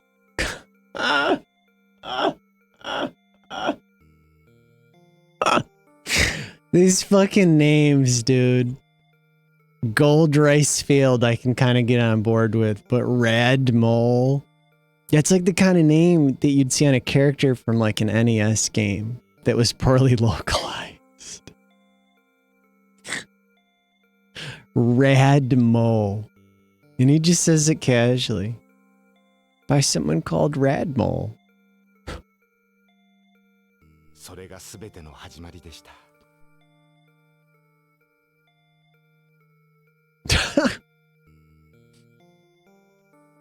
ラッドモールこそ15年前あのベクター生物工業遺伝子事件の首謀者クロノスだったのです。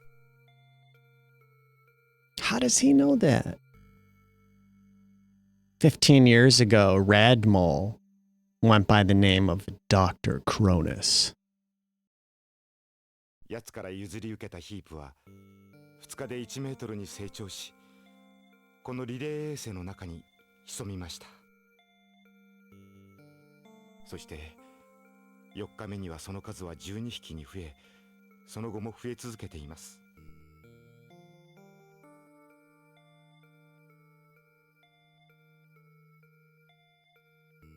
現在あれから8日経ちました。センサーによればその数は50匹に達しています。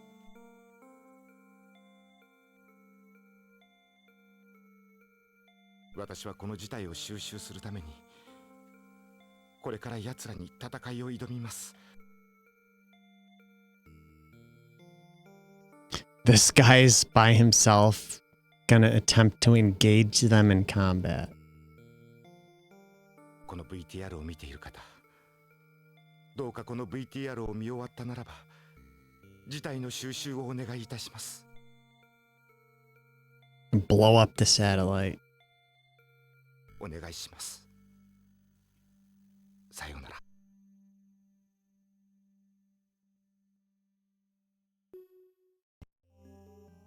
クロノス。私たちが駆り出されたわけがこれね。シグルスのおじさんもなかなかやるね。でもなぜ？ It's kind of cool how they put the character sprites inside that little window for this scene. はっきりしていることは、クロノスの作った忌まわしき遺伝子の産物を私たちが葬らなければならないってこと。わかった、サキ。それはね。でも、なぜ？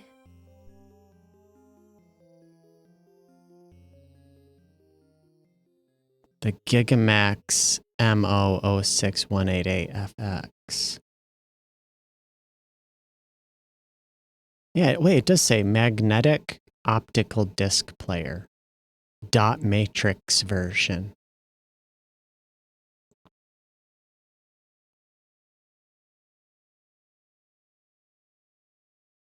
Okay, how do I eject, exit? So I can take the disc out of it. Session terminated. Please take blue key. Closing MO disc player.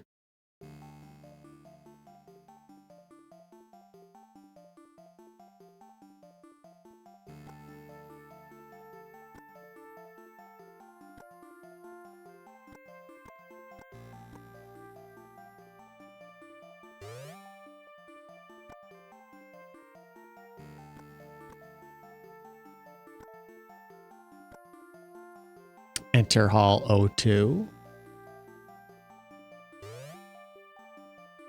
Okay, it's this room.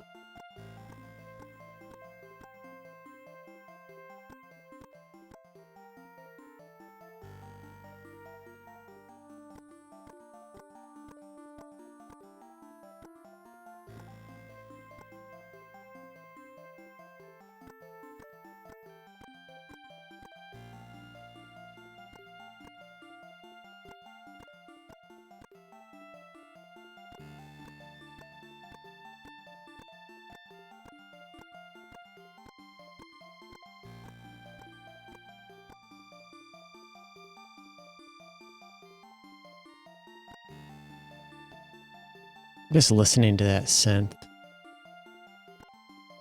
Okay, so did we get the card for this one?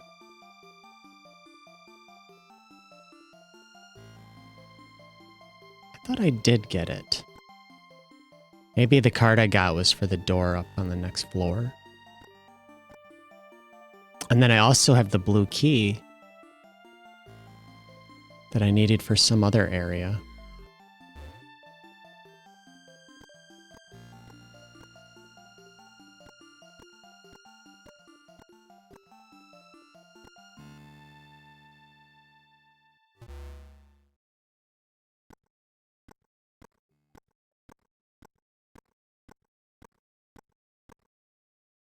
Did I go in that other door? That blue one? I don't remember.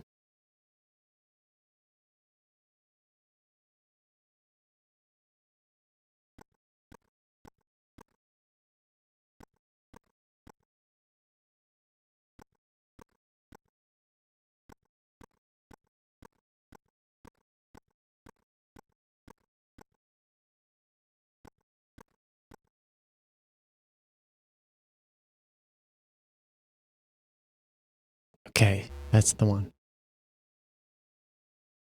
さっきメインコンピューター室に到着したみたいね。ここがそう？さっきメインコンピューターの端末へ行って起動してちょうだい。データを転送してくれればこっちで調べるから。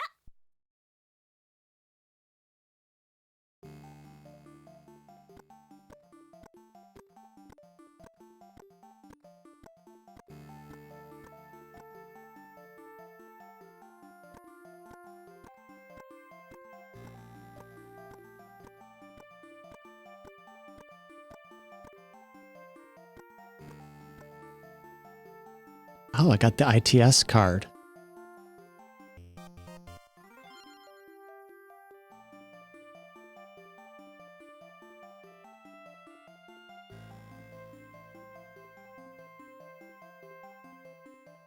I've got the crystal key. Crystal key insertion confirmed. Opening the ITS satellite main computer system. 起動したさっき。Did you perform the startup, Saki? Oh, this has the Gigamax CMKD681 color display. OK みたいよ。じゃあスキャンを実行して。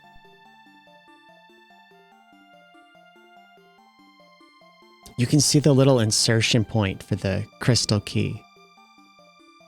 That's cool.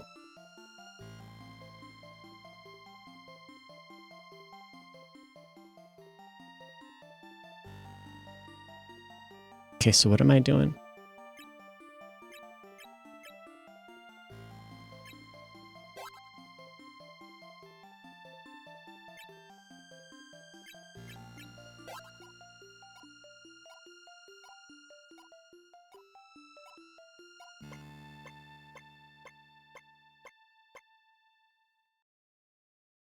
No trouble found. あ、出たみたいよ。OK を選んで。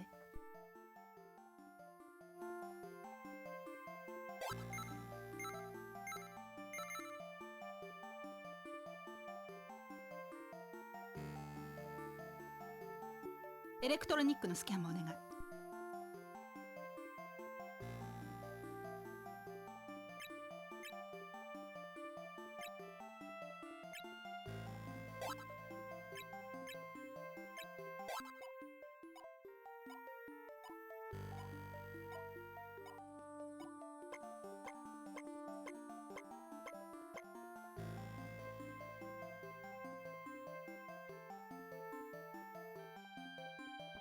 Damage found in ITS block. Oh shit. あ、出たみたいよ。OK を選んで。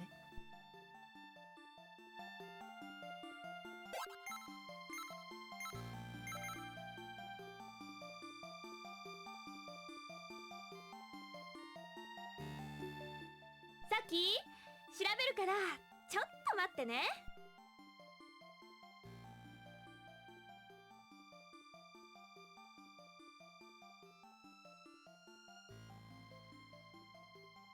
オッケーわかったよ。3階の ITS 通信部のユニットが2箇所破損。 A02B04 の2箇所。さっき交換するユニットを私の可愛いラビットちゃんに持っていかせるから。3階のホール03、3階のホール03に来てちょうだい。わかった？ Hall O3 on 3F. I'll probably forget. オッケー。ちゃんと直してくるのよ、さき。その間に可愛いネズミたちの始末を考えておくからね。リリス、話し方がババ臭いよ。Talk like an old woman.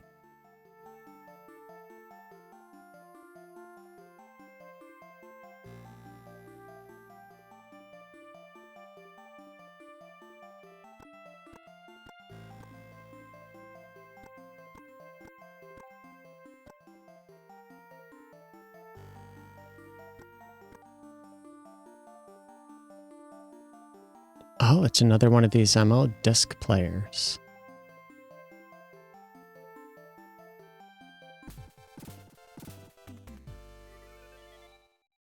次のニュース。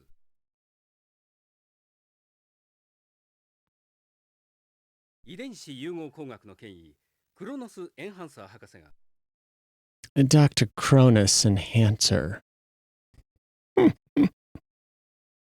地球標準時で昨日未明、人体遺伝子融合保護法違反および殺人の疑いで逮捕されました。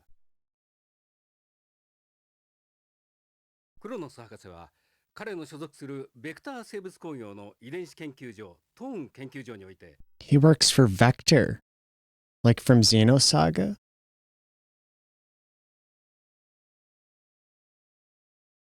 禁断とされる人間の遺伝子を使ってバイオ生物を創造しているとの情報を入手した GCPO 特捜部。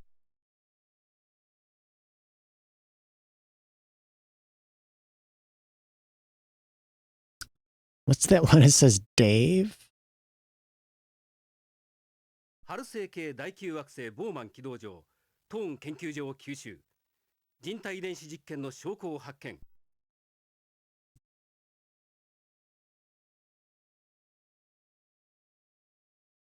クロノスエンハンサーを緊急逮捕。この驚くべき事実が公表されました。They arrested him without warrant. クロノス博士はあらゆる環境で成長する植物グリーンスタンプをはじめ、 The green stamp. A plant that can grow in any environment. 宇宙開発のバイオ分野で多くの貢献をしてきた人物でした。なお、これらの遺伝子実験において成功した被験体は幸いにして一体もないとのことです。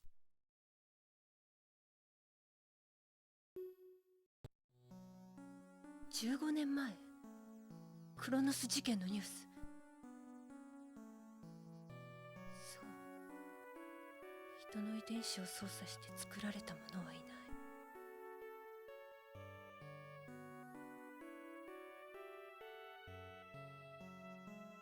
You can tell this is like a really sensitive topic for them. こんな風に報じられたんだ。さっきええ。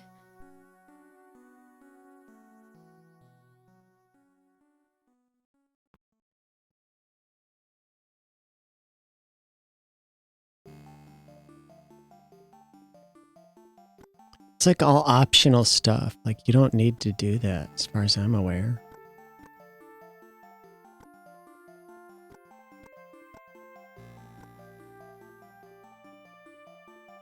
Oh, there's another one. What's this one?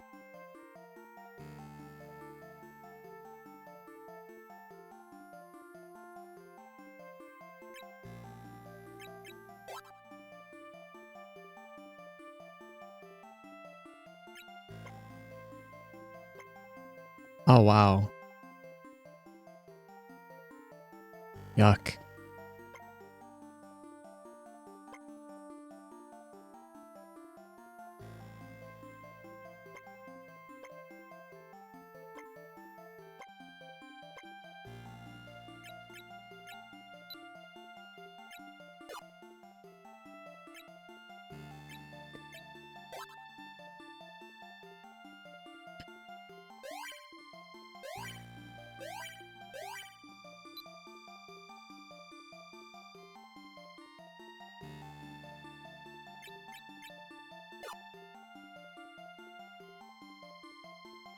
I don't know if I'm supposed to do something there or not. Let's go where she said to go.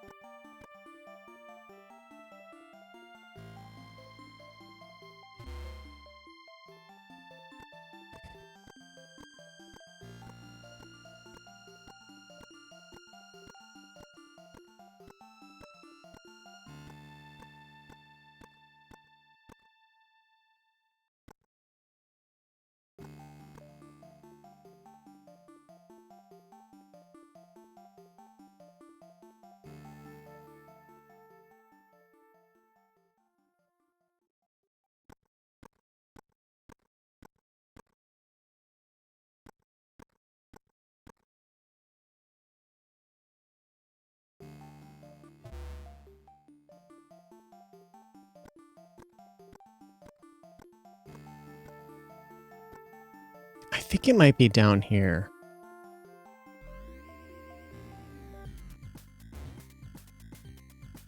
Yeah, here we go. This is her robot. I think she called him a rabbit.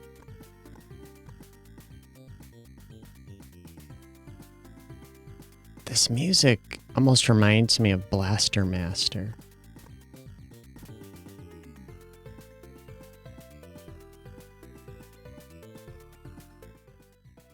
お使いご苦労様ね。ラビットちゃん、お届け物を渡してちょうだいね。」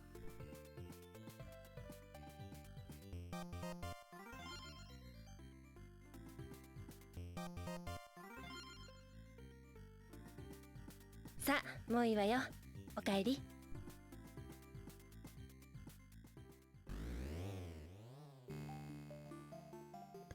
That's cool. Okay, so now we have to do some repairs. Did I get the card for this?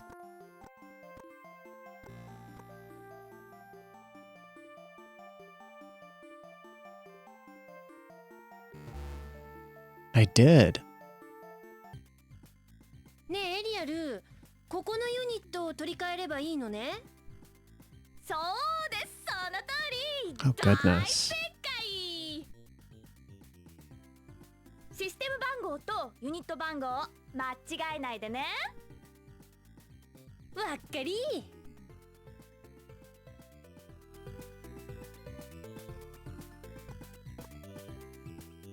I think it's this one here. A02 it says.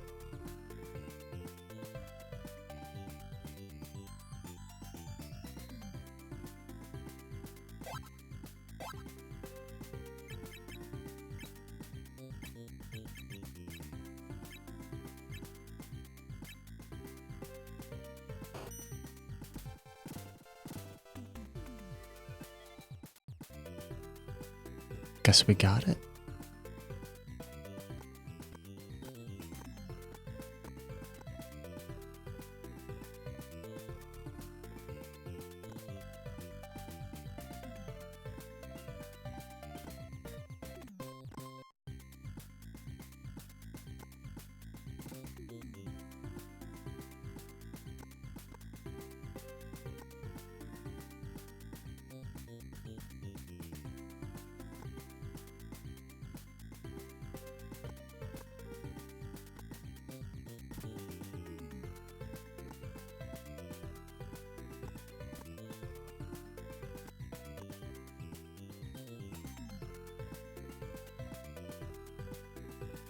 Guess there's nothing else in here. Okay.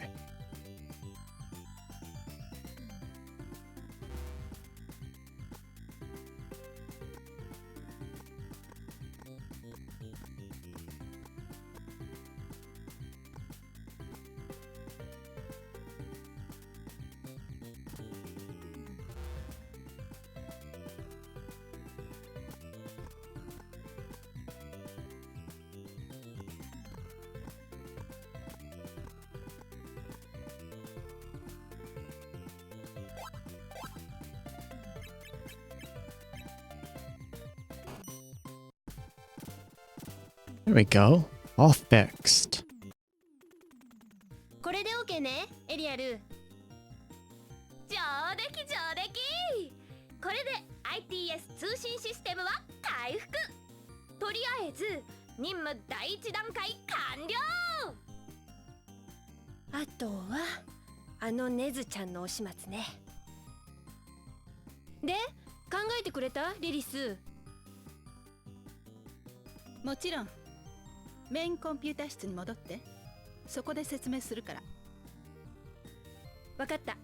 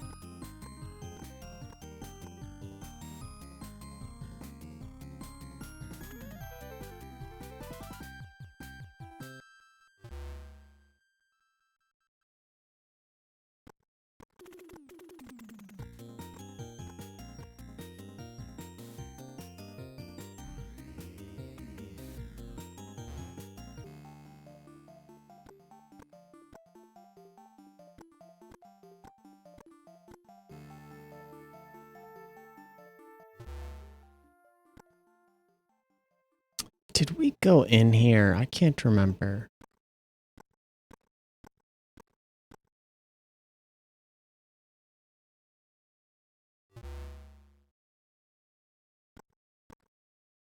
Oh, this is... Let me look. Okay, this goes to that room that's completely flooded with enemies. Let's not go that.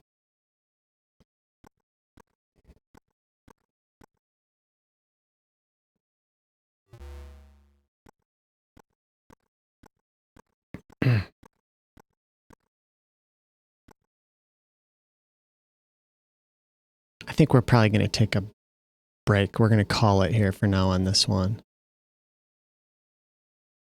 I plan on doing more of this game, though. I think this is like a really cool game. It's pretty casual.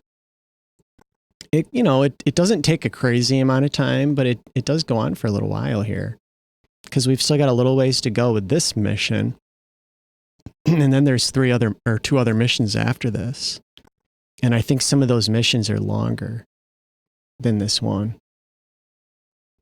And the only reason I'm doing this well is because I played this like 6 months ago.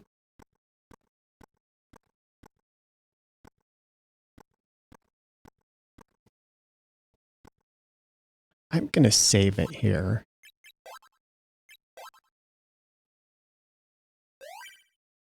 Yeah. I'm going to stop it here. There we go. See, even the title screen reminds me of Evangelion.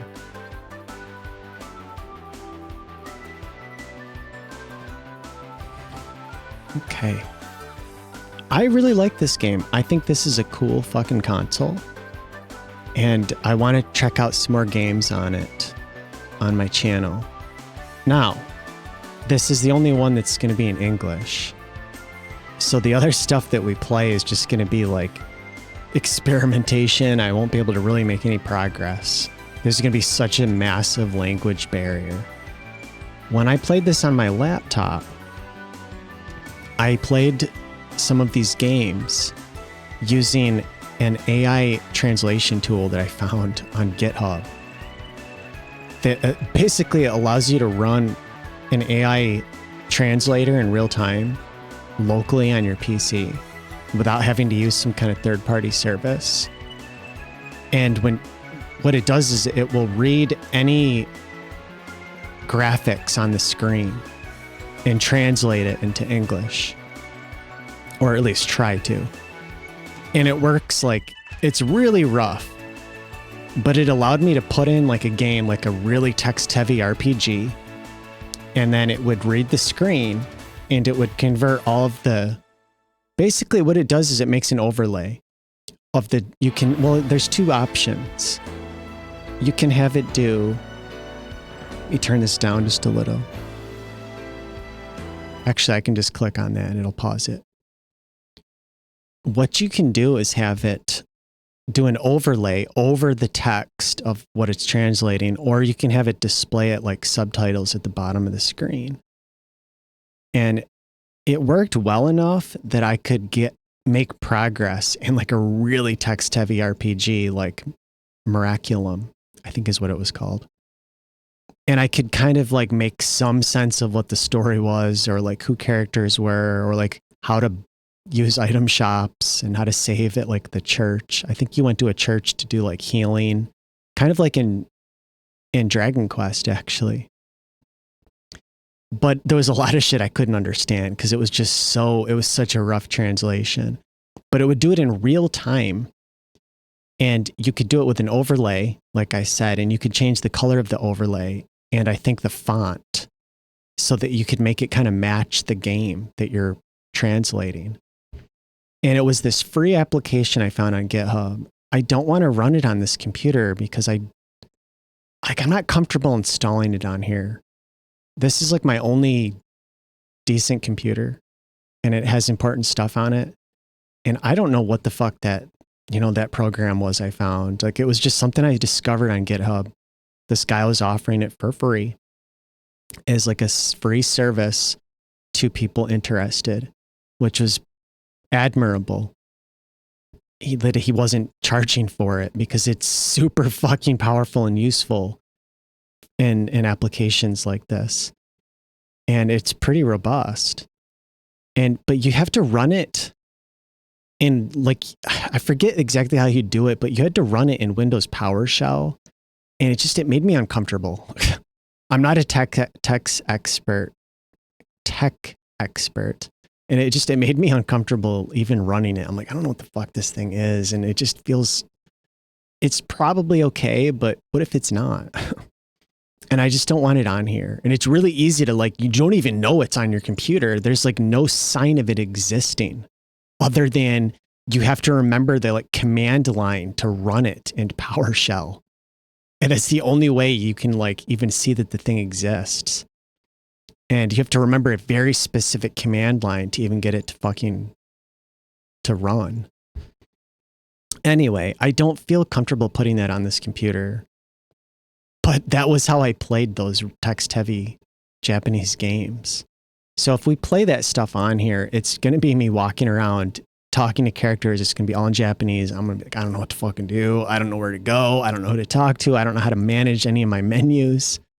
But some of the games, they just look really cool. Like you can just see by, let me do this. You can just see by like seeing the game that it's fucking cool. And you'd potentially be interested in checking it out yourself, I think. I think you'd see enough. Like, oh, wow, that actually does look really unique and visually appealing at the very least. So I want to check out some of that stuff. And then I put games on here for Sega CD, Sega Genesis, Super Nintendo, NES, PlayStation 1, Sega Saturn. So I've got a nice assortment of like games I sought out very specifically. I don't want a huge list of like every game for every console. I have no interest in that. I don't want it, and I don't have the space for it anyway. And then I would be like paralyzed for choice. I'm like, I don't know what to fucking play. So I just grabbed a handful for each one. Like I was playing Jumping Flash earlier to make sure everything works, and it took forever to get it to even work, but I've got Jumping Flash. I thought that'd be cool to check out. I've got like Final Fantasy 7 and 8 and a handful of Breath of Fire 3 and 4, Mega Man Legends I put on here. Persona 2, Persona 1. The thing is, like a lot of these games that I intend on playing on here in my weekend rentals emulation category that I'm going to have on my YouTube channel, many of them, not all, but many of them I actually own. And so I thought maybe what we would do for those games that I have is we first take a look at the game physically. I could show the box, the manual. We could just take a brief look at it, at the real thing, and then I'll emulate it because, like I said, I don't have a good way to capture it. I don't have the fucking RetroTink 4K with a fucking second monitor or TV in here, and in some cases, I don't have a functional console. Like for Sega Genesis and Sega CD, I have a CDX, which is cool as hell, but it doesn't work anymore. It power cycles every few minutes.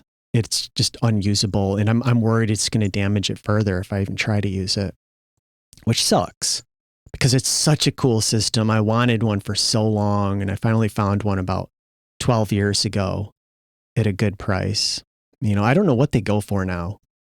But about 12 years ago, I found it for like, I think it was like $200 in a local retro game store. And it was the first time I'd ever seen one in my life and like in person. And it was something in my mind. It was like this fantasy item. Like someday, dude, I want to have one of these. They seem so cool.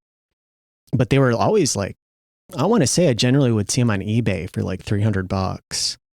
And then this one day, dude, I found it in a local retro store, and I've had it ever since. And like when I saw it, like the retro store I used to go to would also post their stuff up on eBay.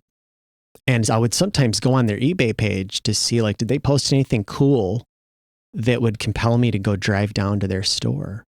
And that happened this one, I think it was on a weekend. I saw it go up on their eBay store. I'm like, whoa, what the fuck? I immediately called them because I was a regular customer. I went in there every Friday. And I called him up and I'm like, dude, you guys have the CDX? And he's like, oh yeah, we just put that up on our eBay store. I'm like, I'm coming to get it right now. And I did. I like went down there and bought it. And I wish I could play it. right?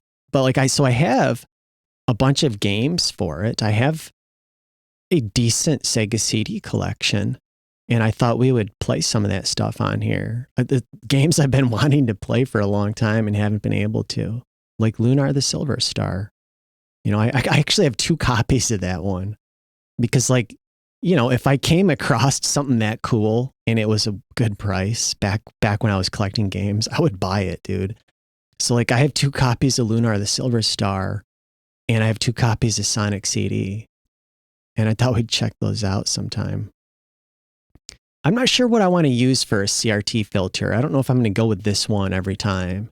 Like I found this cool ass one in, what is this called? In RetroArch that has like reflective bezels around the screen. It like simulates like a PC monitor or something, like an old retro CRT monitor. It looks cool. It's really like kind of intensive on your GPU. And it looks neat, but it's almost like disorienting to play. Like I was finding it disorienting to play or to watch because there's this like reflective mirror like bezel it looks cool as hell the way that it seemingly looks like reflections of the monitor, but it was kind of disorienting. I was going to use it on this video here and I changed my mind because it was just like a little too intense. But I might try it with some of the Sega CD stuff just because it really popped. It made it look really fucking neat. It will probably experiment with different things. Just one of the issues that I found with CRT filters and shaders and like emulating that look is I like scan lines. I like the look of the scan lines. And I think many of those retro games benefit from the appearance of scan lines. It makes them look crisper and more pleasing to my eyes. However, they don't scale well. So like if you're viewing it on anything, like if I'm playing it full screen, it looks great. But if it's like minimized in a window or you're seeing it like on a phone or like a different size, a different resolution, a different screen than like what I played it at, those lines don't scale properly and then they look all fucking weird and it makes it look kind of shitty. And so I was trying to find something that didn't have really aggressive scan lines. And that's one of the reasons why I went with this one. Because this filter here, it has like this subtle sort of modulation to it. And it seems to look better at different scaled like window sizes, hopefully. And then the other one that I was talking about, I think it was called Mega Bezel or something like that. That also looked really good at different sizes because it didn't have the scan lines. It had like a different sort of look to it. It looked like some kind of filter or mask over the screen, but it didn't have those lines. And so it scaled better. But it was just a little intense, but I still might try it out. So we've got like different ideas. Like I'm going to try different stuff with my weekend rentals. You know, maybe next time we'll try NES. I don't know yet. It depends on what I feel like doing. Maybe PS1. I like the PlayStation 1. There's some cool ass fucking games on there. And many of those games I have. And I've done some of them on my channel, on my CRT when I was trying to film that. And a lot of that stuff, man, it was putting a bad taste in my mouth. Like I tried playing Final Fantasy VII, a game that in my mind is amazing. And I went back and played it. Because I played Final Fantasy VII when it was most relevant. Like I played it the year it came out in 97. I had a friend that had a PlayStation and I convinced him to rent it. And after he rented it, he decided to buy it because he liked it. And then after he beat the game, he let me borrow it and I played it. And in my mind is amazing. And then about maybe 13 or 14, maybe like 14 years ago, it was a while back now, I replayed it because I own it now. I have like a Black Label copy of it for the PS1 and it's in really good shape. And I went back and I played it about 14 years ago and I'm like, man, this holds up so well. This is still so good. And then I went and replayed it a few months ago on my channel, same copy on my PS1 on a CRT. Like I'm doing it the right way, you know? And I was like, dude, this kind of sucks. The story is so fucking dumb and cheesy and these characters suck. Like parts of it I like. And maybe if I was playing it more casually, it would be different, you know?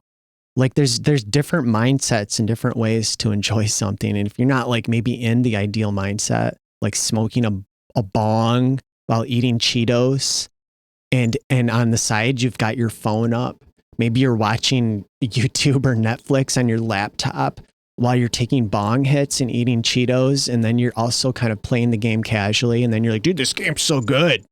But if you're sitting there and kind of critically analyzing it and trying to like make a video with it and playing it and really like paying attention to it, it's like, dude, this is dumb. This is cheesy as hell. This is like for fucking 10-year-olds, 12-year-olds at most. And if you're any more mature than a 12-year-old, it's going to start rubbing you the wrong way, I think. That was how I started feeling about it. And I don't even remember now. I got a few hours into it. I got all the way to Costa del Sol. And I'm like, I'm done with this for the time being, dude. Fuck this. This is embarrassing. I'm embarrassed that I used to like this. But I think you have to be in like the right place in your life too, to enjoy certain things. That's the other thing, you know, if you're not in a great place in life, or you feel like you have like more important other priorities, something like that suddenly feels kind of dumb and wasteful. And so like, I wasn't having a great time with it, even though I remember loving the fucking game multiple times in the past, you know. And I like Sephiroth seemed like such a dumbass. Like such a crybaby image. He's supposed to be so fucking superior and like hyper intelligent and hyper powerful. And he was acting like a fucking like 13-year-old, like a fucking teenager, dude. Like it was kind of fucking pathetic. And like as a child, you know, you're gonna play something like that and be like really, maybe like really captivated by it. Especially if you'd never experienced anything like it. But then I step back and I also look at it like the audience it was for children. You know, most of those games in the 90s were for children. And then you also look at Squaresoft's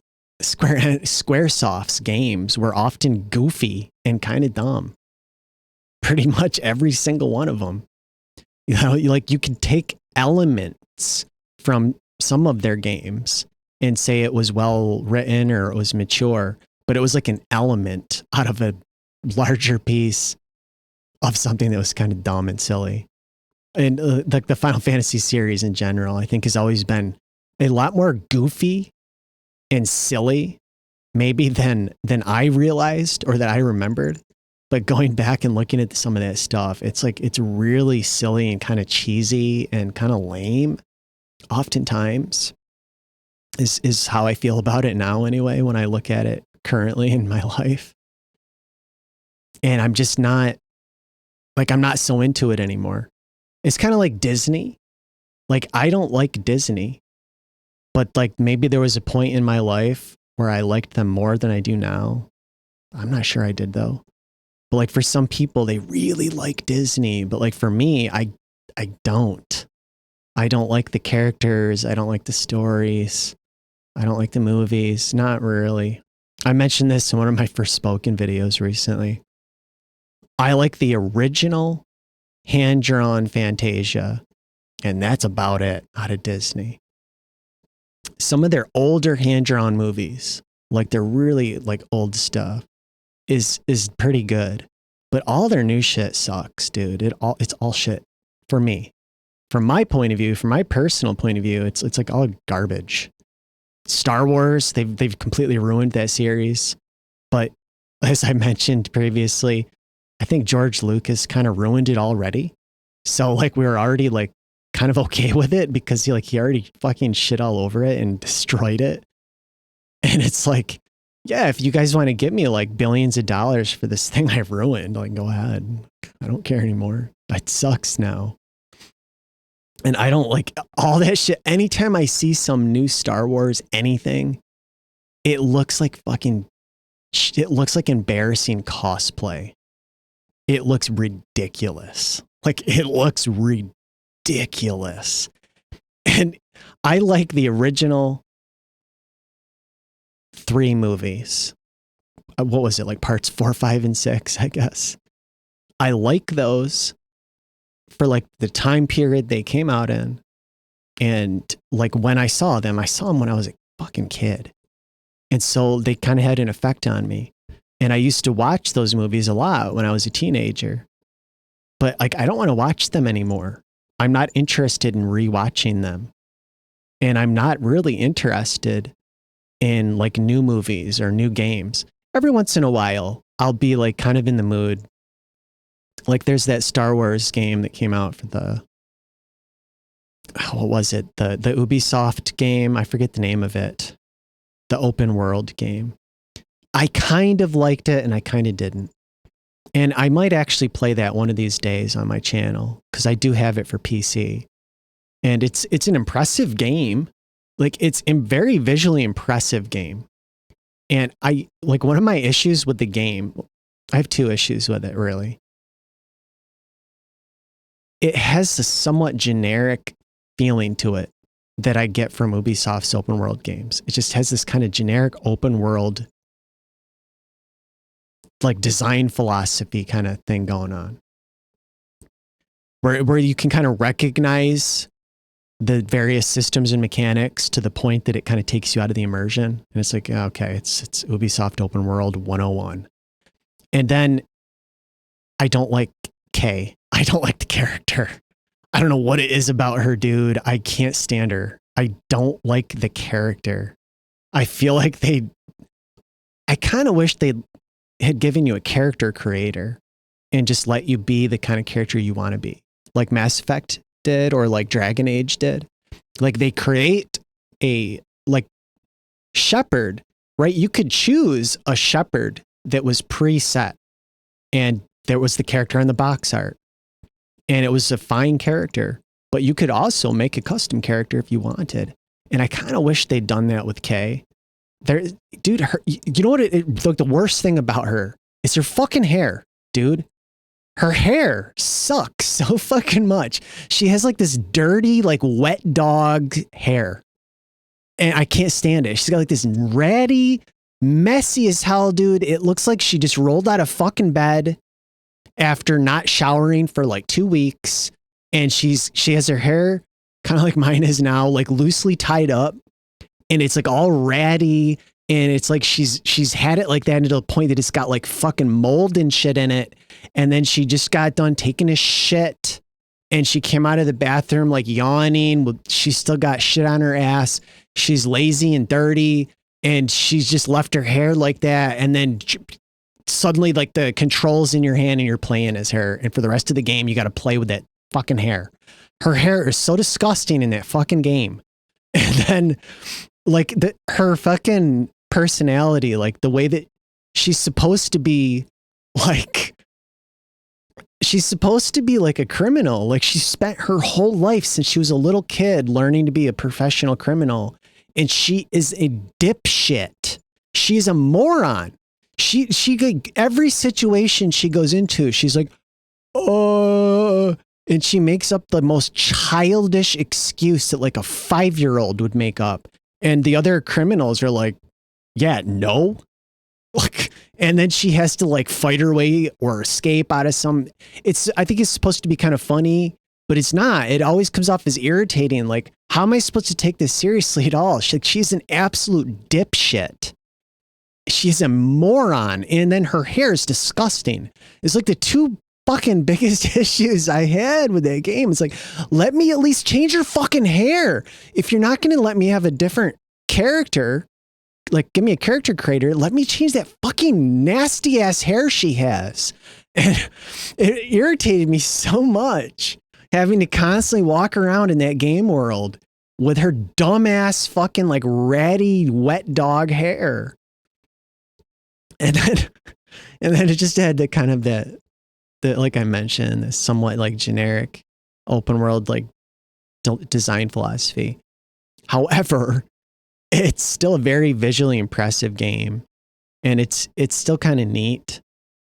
I've never played all that much of it, so we might check it out one of these days, because I don't have a giant library of PC games, so I got to kind of work with what I have. But anyway, I don't want to get too off topic, even though I have already.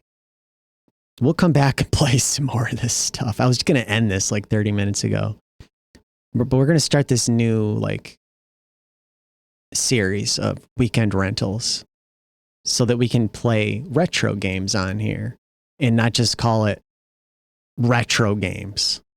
I didn't want my category to just be called retro games. This seems so fucking generic, you know, even though, I mean, it is what we're doing. We're playing what I would call retro games. It doesn't have to be either. It could be a new game that we play for like an hour or two. Be like, yeah, okay, we checked it out. And then we're not going to play any more of it. That might also fall into this category.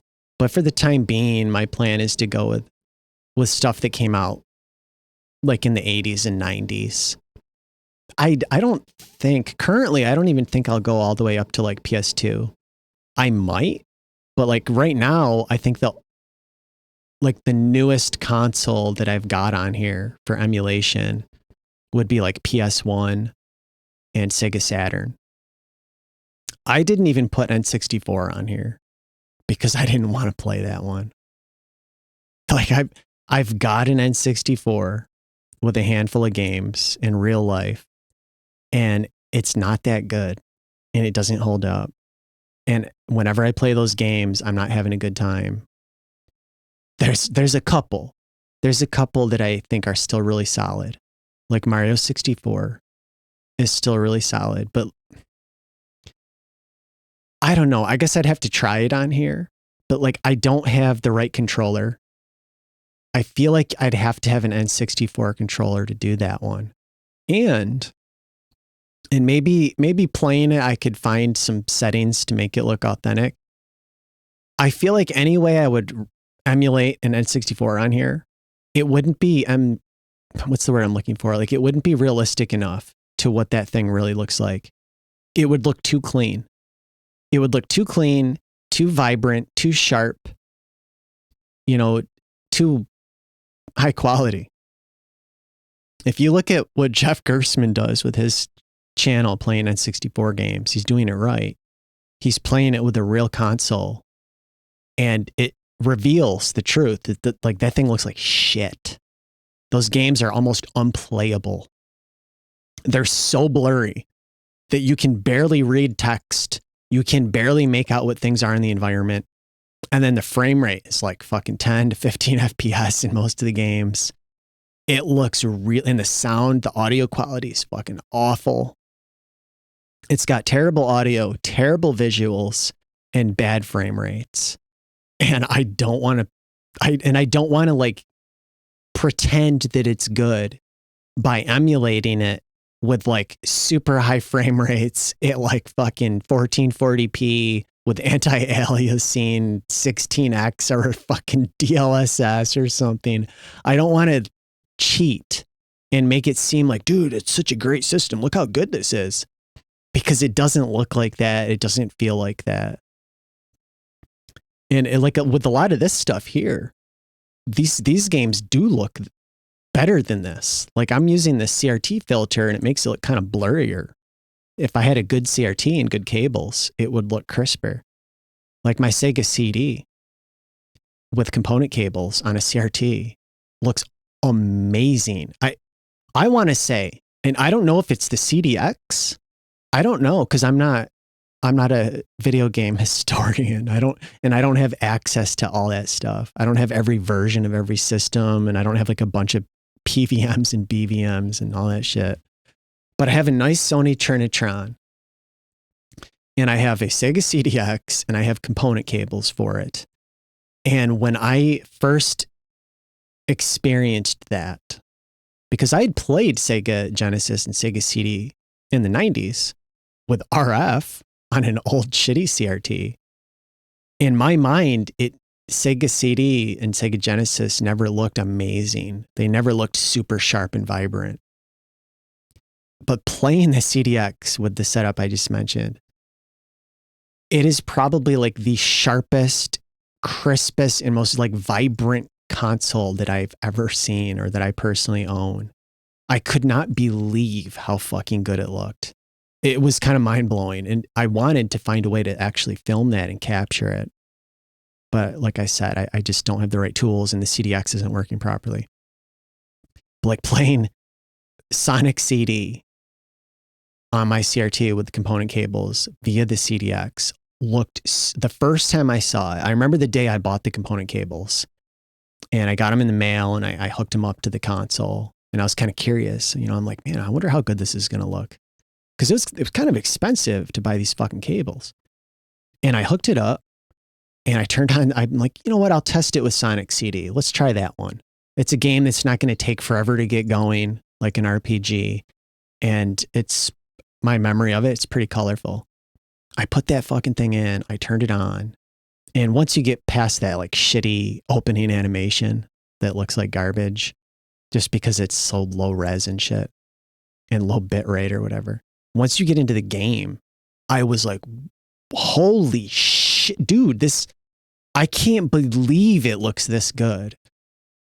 And then the other game that kind of blew my mind, and it's an older game, I think it was like a launch game, was Phantasy Star 2. I have Phantasy Star 2 for the Genesis, and that was a game I'd bought years ago. I mean, I don't even remember now. It probably was maybe close to 20 years ago. I picked it up in a used retro game store and I never got around to really playing it. And maybe last year, I think it was, I decided to try it out. I'm like, you know what? I'm going to try this game. I remember putting it in and looking at it when I bought it many years ago and thinking, this looks kind of bad. Yuck. This looks really dated. Wow. Last year I put it in with the CDX and the component cables. And I was like, dude, what the fuck? I couldn't believe how sharp it was. It was like pin fucking sharp. Like every pixel on the screen. It reminded me of like, I don't know. It kind of reminded me of like, I don't know what that stuff is called. When you like make pictures with like thread or yarn, there's like a name for it where you can thread these little dots of like yarn or thread to make like a picture like on a piece of cloth. It kind of was like that look, like all those pixels on my CRT.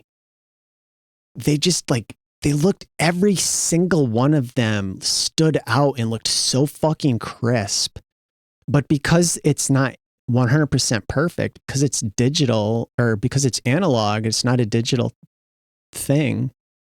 There's a sort of imperfection to like the grid of pixels, you know, like you could kind of see it, the way they all aligned was like a little, just a touch off. But they were all like extremely crisp and noticeable, even a few feet away from the screen. It just looked so interesting and it really stood out. It's just, I've never seen it so sharp. Just the title screen of that game, Final Phantasy Star 2. And then playing the game, it looked really goddamn good. And I started getting into it. And I'm like, dude, I think I'm going to play through this. I think I want to try to play through the whole game. And I started doing that. And then the CDX started to fucking power cycle. And it happened at a point where I had gotten really far, like in a dungeon. And I'm like, dude, I'm making serious progress. And all of a sudden it shut off. And I'm like, well, what the fuck? What just happened?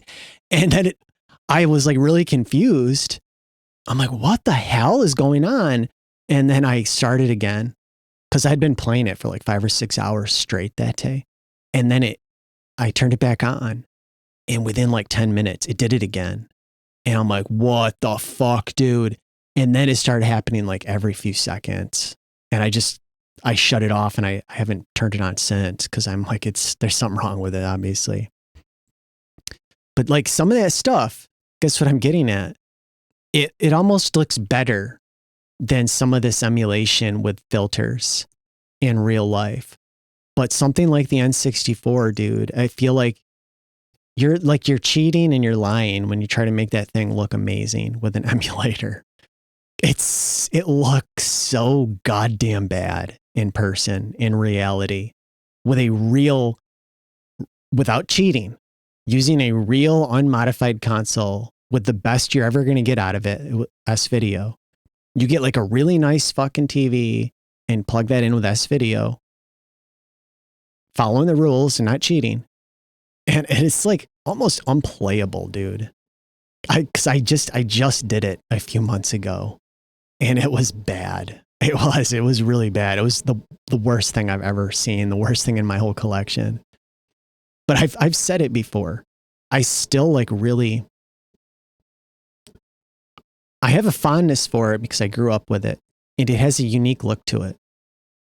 It has a unique look and I guess respect in some regard Nintendo for trying to push technology, right? Like they tried to fully embrace a brand new technology. It was like cutting edge at the time. Nobody else was fully embracing 3D like they did. They went all fucking in on it. And they partnered with, at the time, which was one of the biggest like companies doing 3D graphics, Silicon Graphics.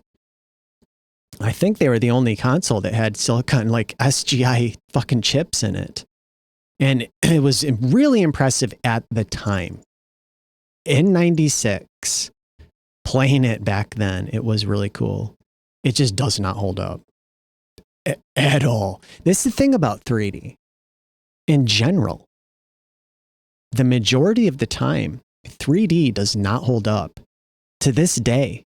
To this day, you go back 5 to 10 years and most of those games look like dog shit that quickly. Something that on the PS4 blew your fucking mind on the PS4, which is a pretty recent console, or like on PC at the time blows your mind. And you go back to it now and it's like, dude, this looks like shit. It's only been a few years. You know, stuff that's come out in the last 5 to 6 years even is already starting to look dated. And it's already getting to that point where you're like, I don't know.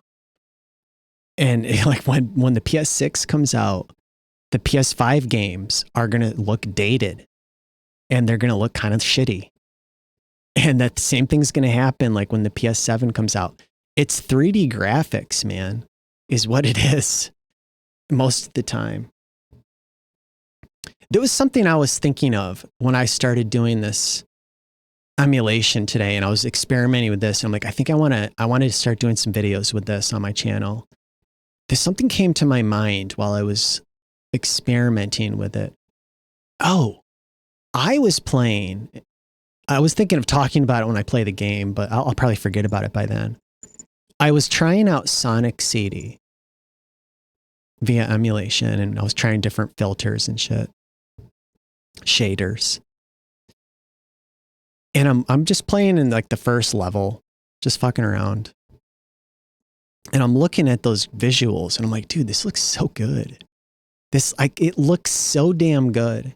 Like what happened to Sonic and like what happened to Sega? Like they lost their way. Like what are they doing with the series now? It's so all over the fucking place. And the quality, like they haven't really made a good Sonic game in like 26 fucking years. Longer than that, right? Like Sonic Adventure is probably the best attempt they've ever had at 3D. And it's not very good. There's like 2 fucking zones or 2 levels or whatever they call them in that game. There's like 2 zones that are solid. Emerald Coast is still really cool. It's like a tech demo of what could have been. And then whatever the hell, I can't remember the name of it, whatever that zone is in the Mystic Ruins is the other amazing one. That one's awesome. Everything else in that game sucks. It's garbage. I bought the thing on launch day. I've played the shit out of it. I tried playing it recently, so I can say that dude. But those two zones or areas, whatever they call them, they're really solid. They're like a tech demo of what could have been if they had just buckled down and done that with every area. But that was like the last time that, from my experience, they've really made a solid Sonic game. And even that, like, that game is not very good anymore, dude. No, it is not. Dude, I tried replaying it not that long ago, like a couple of months ago. And wow, yuck. Holy shit. Wow is all I have to say. In my mind, it was like, it's actually a really pretty good game. Wow, is that bad? The Emerald Coast, like I said, is solid, and whatever that one in the Mystic Ruins is, dude, everything in between that and after it is so fucking bad. Oh my God. And you have to kind of cut them a little slack because it was like their first proper attempt at 3D. But before that, all those classic 2D games, dude, they were all so damn good. Pretty much all of them. Like Sonic 1, 2, 3, Sonic and Knuckles, Sonic CD. Like, that stuff was really goddamn good. They're really, like, none of them are really misses. You might say, well, I like this one better. But I feel like if like you were only allowed to play one of them and you just kind of like random dice roll got one, they're all solid. But the stuff that comes out now is so fucking bad, and it's so hit or miss if it's going to be complete dog shit or if it's just going to be like, like a fucking donut with shit inside of it. It's like, okay, parts of this are like, if I don't bite down all the way, I don't know, like, maybe if I don't bite down all the way on this turd-filled donut, I'll be okay, but I still don't feel comfortable fucking putting that thing in my mouth. It's kind of how it is.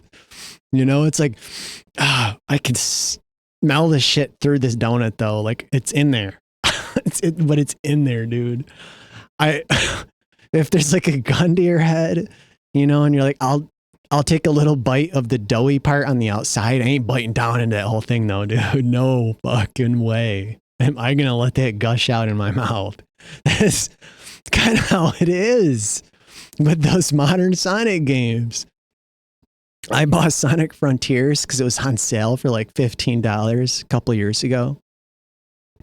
That game's not good. It's like, dude, it's such a mixed bag. That's what I would write if I was reviewing it for a magazine. A mixed bag. Like, parts of it are kind of okay. And like, I remember Digital Foundry was like, for a Sonic game, it's good. It's like, dude, if this was any other game, if this was anything else, you'd be tearing that thing a new asshole. But because you're a Sonic fan, you're trying to make excuses for this piece of shit turd game. You're giving it a pass for the fucking massive pop-in. And then the mismatch of visual styles, I think, is the most off-putting thing about that game. It's such a mismatch of styles. Like, Sonic always had an identity and a style in the 90s. It had a very recognizable style, and it really stood out from the crowd. But like some of their recent games, especially Frontiers, it's like, okay, we have a somewhat realistic looking area. It looks kind of like a generic open world area with Sonic characters in it. The styles do not go together at all. It looks kind of repulsive and weird and cheap. And then there's tons of fucking pop-in everywhere. The performance is fucking terrible. And then there's like a weird, it's like, okay, there's an open world game and then there's also zones. It's such a mismatched mess. And what I would like to see, what I was kind of getting at with all this, is kind of related here. I don't think Sega's ever tried this. I would like to see them do something like 3D Dot Game Heroes, but with Sonic. Where you get this sort of voxel-based Sonic engine. where they reproduce classic Sonic style games and visual styles, but with voxels and make it look really impressive. You know, think about Sonic whipping around through these pinball machine like environments, and then like maybe like voxels, like the blocks could blow up when he hits blocks, and there's like explosions of voxels everywhere, and maybe it's somewhat destructive, the world, like you can kind of destroy parts of it, and it's all voxel based, and it would have that classic like Genesis Sega CD style to the visuals, but it's like a voxel engine. And I feel like doing that wouldn't be this massive multi-hundreds of millions of dollar project that Sega would have to take on either. You know, I can't imagine that 3D Game Heroes game cost, who made that? I don't remember. I think From Software might have been a publisher. I'm not sure who made it, but I'm going to guess they didn't spend like $250 million on that game. It was probably not even close. Something kind of like that, but with Sonic, I think could be fucking cool as hell. And they haven't tried anything like that. I feel like Sonic still has a lot of, there's some great ideas, Sega. If you want to get into contact with me, I got some ideas. Like imagine and I know they've tried this, right? Like they try it, but it never works very well because the game sucks. Like you had fishing in Sonic Frontiers. Like who the fuck wants to chill in that game and fish? It sucks. But imagine it in like a voxel style game, or if they did something with Sonic characters, a Sonic game, but kind of like Animal Crossing, but it's voxel based and it's like Sonic Crossing or something. I feel like because they have a lot of characters now after all the games they've done. And then you could also take characters from the Knuckles Chaotix games or whatever the hell that was called on the 32X. They've got a lot of different characters that they could pull from to populate a world, something like Animal Crossing, but with the like furry Sonic characters, you know, or you could do it like, what the hell was that Rare game on the Xbox 360 where you had a bunch of like animals that would fuck each other and reproduce? I forget the name of it now. You could do that with Sonic characters. I think a lot of people would be into that, Sega. So there's that idea. And then like the voxel based Sonic game, but also an Animal Crossing kind of like game. The visual style is like something they've got to nail. I feel like they haven't figured that out. It's all over the fucking place. And it like they run like shit. They look like shit. There's room for improvement without spending $500 million. It doesn't need to look like Horizon Forbidden West or something like that. You know, it doesn't need to look like that, Sega. Go back to what worked, right? And pinball is like still kind of popular with certain crowds, and like it's cool. It's a cool style of game. And Sonic was always kind of like a weird sort of mix of pinball and like side-scrolling action platformer kind of thing. They could really go back to that, but you could, with something that's voxel based, I guess that's what you'd call it.